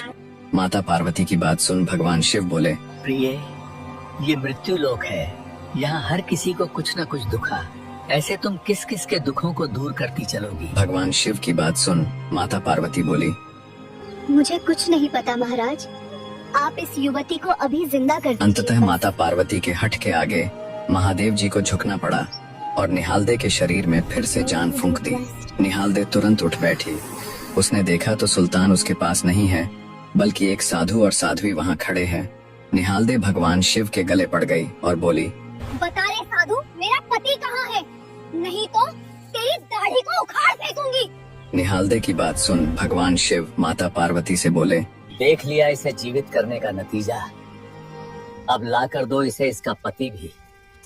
तब माता पार्वती निहालदे से बोली, पुत्री, मैं पार्वती और ये स्वयं महादेव जी हैं। हम मृत्यु लोक घूमने आए हुए थे। जब मैंने तुम्हें मृत देखा तो महादेव जी से जिद करके तुम्हें जिंदा करवा दिया। पर निहालदे को माता पार्वती की बातों पर यकीन नहीं हुआ। वो तो बस एक ही रट लगाए हुए थी कि मुझे मेरा पति वापस ला कर दो। निहालदे की जिद देख महादेव जी उससे बोले, ठीक है, एक बार अपने मुख पर हाथ फिराओ। निहालदे ने जैसे ही महादेव के कहे अनुसार अपने मुख पर हाथ फिराया तो महादेव और पार्वती वहाँ से गायब हो गए। तब निहालदे ने सोचा वो साध्वी ठीक ही कह रही थी, वे दोनों तो साक्षात महादेव और पार्वती जी ही थे। ये जान निहालदे को अपने व्यवहार पर बड़ा दुख हुआ। फिर उसने सोचा, अगर मैं मर गई थी तो सुल्तान जरूर मेरे क्रियाक्रम का सामान लाने गए होंगे। दोस्तों, सुल्तान और निहालदे की शक्ल काफी हद तक मिलती जुलती थी, तो निहालदे ने सुल्तान के कपड़े पहनकर मर्दाना वेश धारण कर लिया और अपने पति की तलाश में नगर की ओर चल पड़ी। सबसे पहले वो लकड़ी की दुकान पर पहुंची। उसे देख दुकानदार बोला, भाई तुम लकड़ियों के पैसे दे के गए थे, तुम्हारी लकड़ियाँ तैयार हैं, ले जाओ। निहालदे बोली, ठीक है, आया थोड़ी देर में, कहकर आगे चल पड़ती है। सोचा यहाँ तक तो सब ठीक था। आगे जब वो कपड़े की दुकान पर पहुंची तो कपड़े वाले ने भी उससे वही कहा, भाई तुम पैसे दे के गए थे, तुम्हारा 100 मीटर सफेद कपड़ा तैयार है। कुछ देर में आने की कहकर निहालदे बाजार में और आगे गई। सोचा यहाँ तक भी सब ठीक था। जब वो घी वाले की दुकान पर पहुँचती है तो उसने भी वही बात दोहराई। निहालदे उसे भी थोड़ी देर में आने की कहकर आगे चल पड़ती है। सोचा यहाँ तक भी सब सही है, फिर और ऐसा क्या है। तभी उसे ध्यान आया कि मुझे पान बहुत पसंद है, सुल्तान अवश्य ही पान लेने के लिए पंसारी की दुकान पर गए होंगे। थोड़ी दूर चली तो उसे देखकर पंसारी की दुकान के बाहर बंधा मींढा उछल कूद करने लगा और गर्दन से इशारा करते हुए निहालदे को वापस लौट जाने को कहा। मींढे द्वारा बार बार इशारा किए जाने पर निहालदे को समझते देर न लगी कि ये मींढा ही सुल्तान है, जिसे जादू से मींढा बनाया गया है। वो तुरंत वहीं से वापस लौट जाती है। चलते चलते उसके मन में यही सब चल रहा था कि कैसे अब वो अपने पति को उस जादूगरनी के चंगुल से छुड़ाए। विचारों की इन्हीं उधेड़-बुन में खोई रानी निहालदे चली जा रही थी। थोड़ी दूर चली तो आगे लोगों की भीड़ लगी हुई थी। भीड़ का माजरा जानने जब वो भीड़ के बीच में से आगे गई तो उसे भी प्रतिभागी समझ हाथ में तलवार थमा दी गई। दरअसल वो भीड़ कोई सामान्य भीड़ नहीं थी। वो भीड़ नगर के राजा की लड़की के स्वयंवर के लिए लगी हुई थी। राजकुमारी का स्वयंवर चल रहा था। स्वयंवर की शर्त ये थी, जो व्यक्ति लोहे के 9 तवों में से तलवार को पार निकाल देगा, उसके साथ ही राजकुमारी का विवाह कर दिया जाएगा। किसी राजकुमार की तलवार एक तो किसी की बड़ी ही मुश्किल से 2 या 3 लोहे के तवों को ही पार कर पाई थी। तो पहले से ही उधेड़-बुन में मर्दाने वेश में चल रही निहालदे को जब तक कुछ समझ आता तब तक तो उसके हाथ में तलवार थमा दी गई थी। निहालदे ने बिना कुछ सोचे समझे तलवार ली और मन में अपने पति सुल्तान को याद करते हुए पूरी ताकत से उन लोहे के तवों के बीचों बीच प्रहार किया। उसकी तलवार की गति इतनी तेज और वार इतना प्रचंड था कि तलवार 9 के 9 तवों को भेदती हुई जमीन में जा घुसी। पूरी भीड़ तालियों की गड़गड़ाहट से निहालदे के इस वार की प्रशंसा कर रही थी। राजकुमारी ने भी खुशी खुशी निहालदे के गले में वरमाला डाल दी, क्योंकि ताकत के साथ साथ निहालदे रंग रूप से भी बहुत सुंदर थी। घर जमाई के रूप में निहालदे को राजकुमारी के साथ उसके महल में ठहरा दिया जाता है। निहालदे ने बेशक से मर्दाना वेश धारण कर रखा हो, पर अंदर से तो वो भी स्त्री ही थी। अंततः वो राजकुमारी के साथ ज्यादा बातचीत नहीं करती और रात के समय दूसरी ओर करवट लेकर सो जाती। राजकुमारी को उसका ये व्यवहार बड़ा ही अजीब लगा। 2-4 दिन तो वो इस व्यवहार को देख कुछ नहीं बोली, पर जब रोज की तरह आज भी निहालदे उससे पीठ फेर कर सोने के लिए तैयार हुई तो राजकुमारी के सब्र का बांध टूट गया। वो बोल पड़ी, हे वीर, तुम्हारे इस व्यवहार का क्या कारण है? मैं पहले दिन से ही देख रही हुई कि तुम जरा भी खुश नहीं लग रहे। क्या तुम्हें मेरे रंग रूप में कोई खराबी लगती है? क्या मैं बदसूरत हूँ? अन्यथा मेरे घर वालों द्वारा तुम्हारी खातिरदारी में किसी प्रकार की कमी रह गई। तब निहालदे बोली, ना तो तुम्हारे रंग रूप में कोई खराबी है, नहीं, ना ही तुम बदसूरत हो, और ना ही तुम्हारे घर वालों ने मेरी खातिरदारी में किसी प्रकार की कमी छोड़ी है। तो फिर बात क्या है? तुम्हारे इस व्यवहार का क्या कारण है? क्यों तुम मेरे करीब आने की बजाय मुझसे दूर होकर पीठ फेर कर सोते हो? असमंजस में फंसी राजकुमारी सवालों की झड़ी लगाते हुए बोली। तब राजकुमारी को उत्तर देते हुए निहालदे बोल पड़ी, तुम्हारे करीब न आने और तुमसे पीठ फेर कर सोने का कारण है मैं भी तुम्हारे जैसी ही हूँ बहन। निहालदे की बात सुन राजकुमारी ने हैरत भरी सवालिया निगाहों से निहालदे की तरफ देखा। तब निहालदे ने शुरू से लेकर आखिर तक पूरी आप बीती राजकुमारी के सामने बयां कर दी कि कैसे वो अपने पति के साथ अपनी ससुराल जा रही थी और कैसे रास्ते में पड़ने वाले जंगल में ठहरने पर रात के समय एक सांप के काटने से उसकी मृत्यु हो गई, और महादेव जी और पार्वती वाले किस्से से लेकर पंसारी की दुकान के बाहर बंधे उस मींढे और उसके इशारों तक की पूरी बात कह सुनाई और बोली, बहन अब वही हम दोनों के पति हैं। बस कैसे भी करके हम उसे उस जादूगरनी के चंगुल से छुड़ा लाएं। निहालदे की पूरी बात सुन राजकुमारी को बड़ा आश्चर्य हुआ, पर अब वो कर भी क्या सकती थी। फिर कुछ सोचती हुई वो निहालदे से बोली, लेकिन बहन, पहले तुम ये मर्दाना वेश त्याग अपने असली रूप में आ जाओ। राजकुमारी के कहने पर निहालदे अपना मर्दाना वेश त्याग कर अपने असली स्वरूप में आ जाती है। निहालदे का वो रूप देख राजकुमारी को थोड़ी सी हैरानी हुई। फिर वो निहालदे के आगे अपनी योजना बताना प्रारंभ करती है। बहन, अगर यही बात है तो मेरे पास एक तरकीब है जिससे हम तुम्हारे अर्थात हमारे पति को उस दुष्ट जादूगरनी के चंगुल से छुड़ा सकते हैं। राजकुमारी की बात सुन निहालदे का मुरझाया चेहरा खिल उठता है।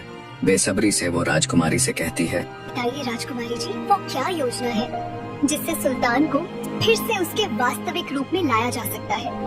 दरअसल वो राजकुमारी भी एक जादूगरनी थी। उसने भी इंसान को जानवर और जानवर से वापस इंसान में बदलने की विद्या सीखी हुई थी। सुनो बहन, मैं भी वो तंत्र विद्या जानती हूँ जिससे मनुष्य को प्राणी में बदला जाता है और फिर कैसे उसे उसके वास्तविक रूप में लाया जाता है। कल हम दोनों वहाँ जाएंगे जहाँ उस जादूगरनी ने सुल्तान को मिंढा बनाकर बांधा हुआ है। मैं अपनी तंत्र विद्या की बदौलत उस जादूगरनी द्वारा सुल्तान पर किए जादू को काट कर सुल्तान को फिर से इंसान बना दूंगी। पर जब मैं ऐसा करूंगी तब पंसारी की जादूगरनी बेटी को ये कदापि हजम नहीं होगा। वो आग बबूला होती हुई मेरे साथ लड़ने आएगी। तब मैं सफेद चील बनकर आसमान में उड़ जाऊंगी। ये देख जादूगरनी भी मेरे पीछे आएगी।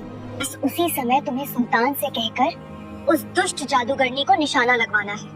जैसे ही सुल्तान का तीर उसको लगेगा उसके प्राण पखेरु उड़ जाएंगे। फिर हम आराम से सुल्तान के साथ सुख पूर्वक अपना जीवन बिता सकेंगे। राजकुमारी की पूरी बात सुन निहालदे की आंखें चमक उठी। उसे विश्वास हो चला था कि जल्दी ही उसका पति अर्थात सुल्तान अपने असली रूप में होगा। अब उसे इंतजार था तो बस कल होने वाली सुबह का। कहानी को अब दूसरी तरफ यानी जादूगरनी की तरफ लेकर चलते हैं। जादूगरनी रात के समय सुल्तान को उसके वास्तविक रूप में लाकर उसके साथ चौपट सार आदि खेलती और जैसे ही सुबह होती वो फिर से मंत्र मारकर उसे मिंढा बना देती।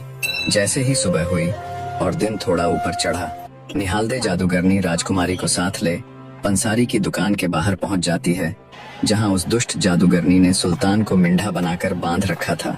वहां पहुंचकर राजकुमारी ने अपनी मंत्र शक्तियों द्वारा दुष्ट जादूगरनी के जादू को काटकर मिंढे को फिर से इंसान बना दिया। जब दुष्ट जादूगरनी ने ये देखा तो ये उसे बिल्कुल बर्दाश्त ना हुआ, और होता भी कैसे, उसका मनपसंद खिलौना जो उससे छीना जा रहा था। जैसे ही पंसारी की बेटी राजकुमारी पर झपटी तो योजना अनुसार राजकुमारी एक सफेद चील के रूप में बदल गई और आसमान में उड़ने लगी। क्रोधित दुष्ट जादूगरनी ने भी चील का रूप धारण किया और वो भी आसमान में जाकर राजकुमारी के साथ लड़ने लग जाती है। तब निहालदे अपने साथ लाया धनुष बाण सुल्तान को देते हुए बोली, महाराज, आसमान में उड़ रही उस काली चील जो कि वो दुष्ट जादूगरनी है, उस पर निशाना साधो।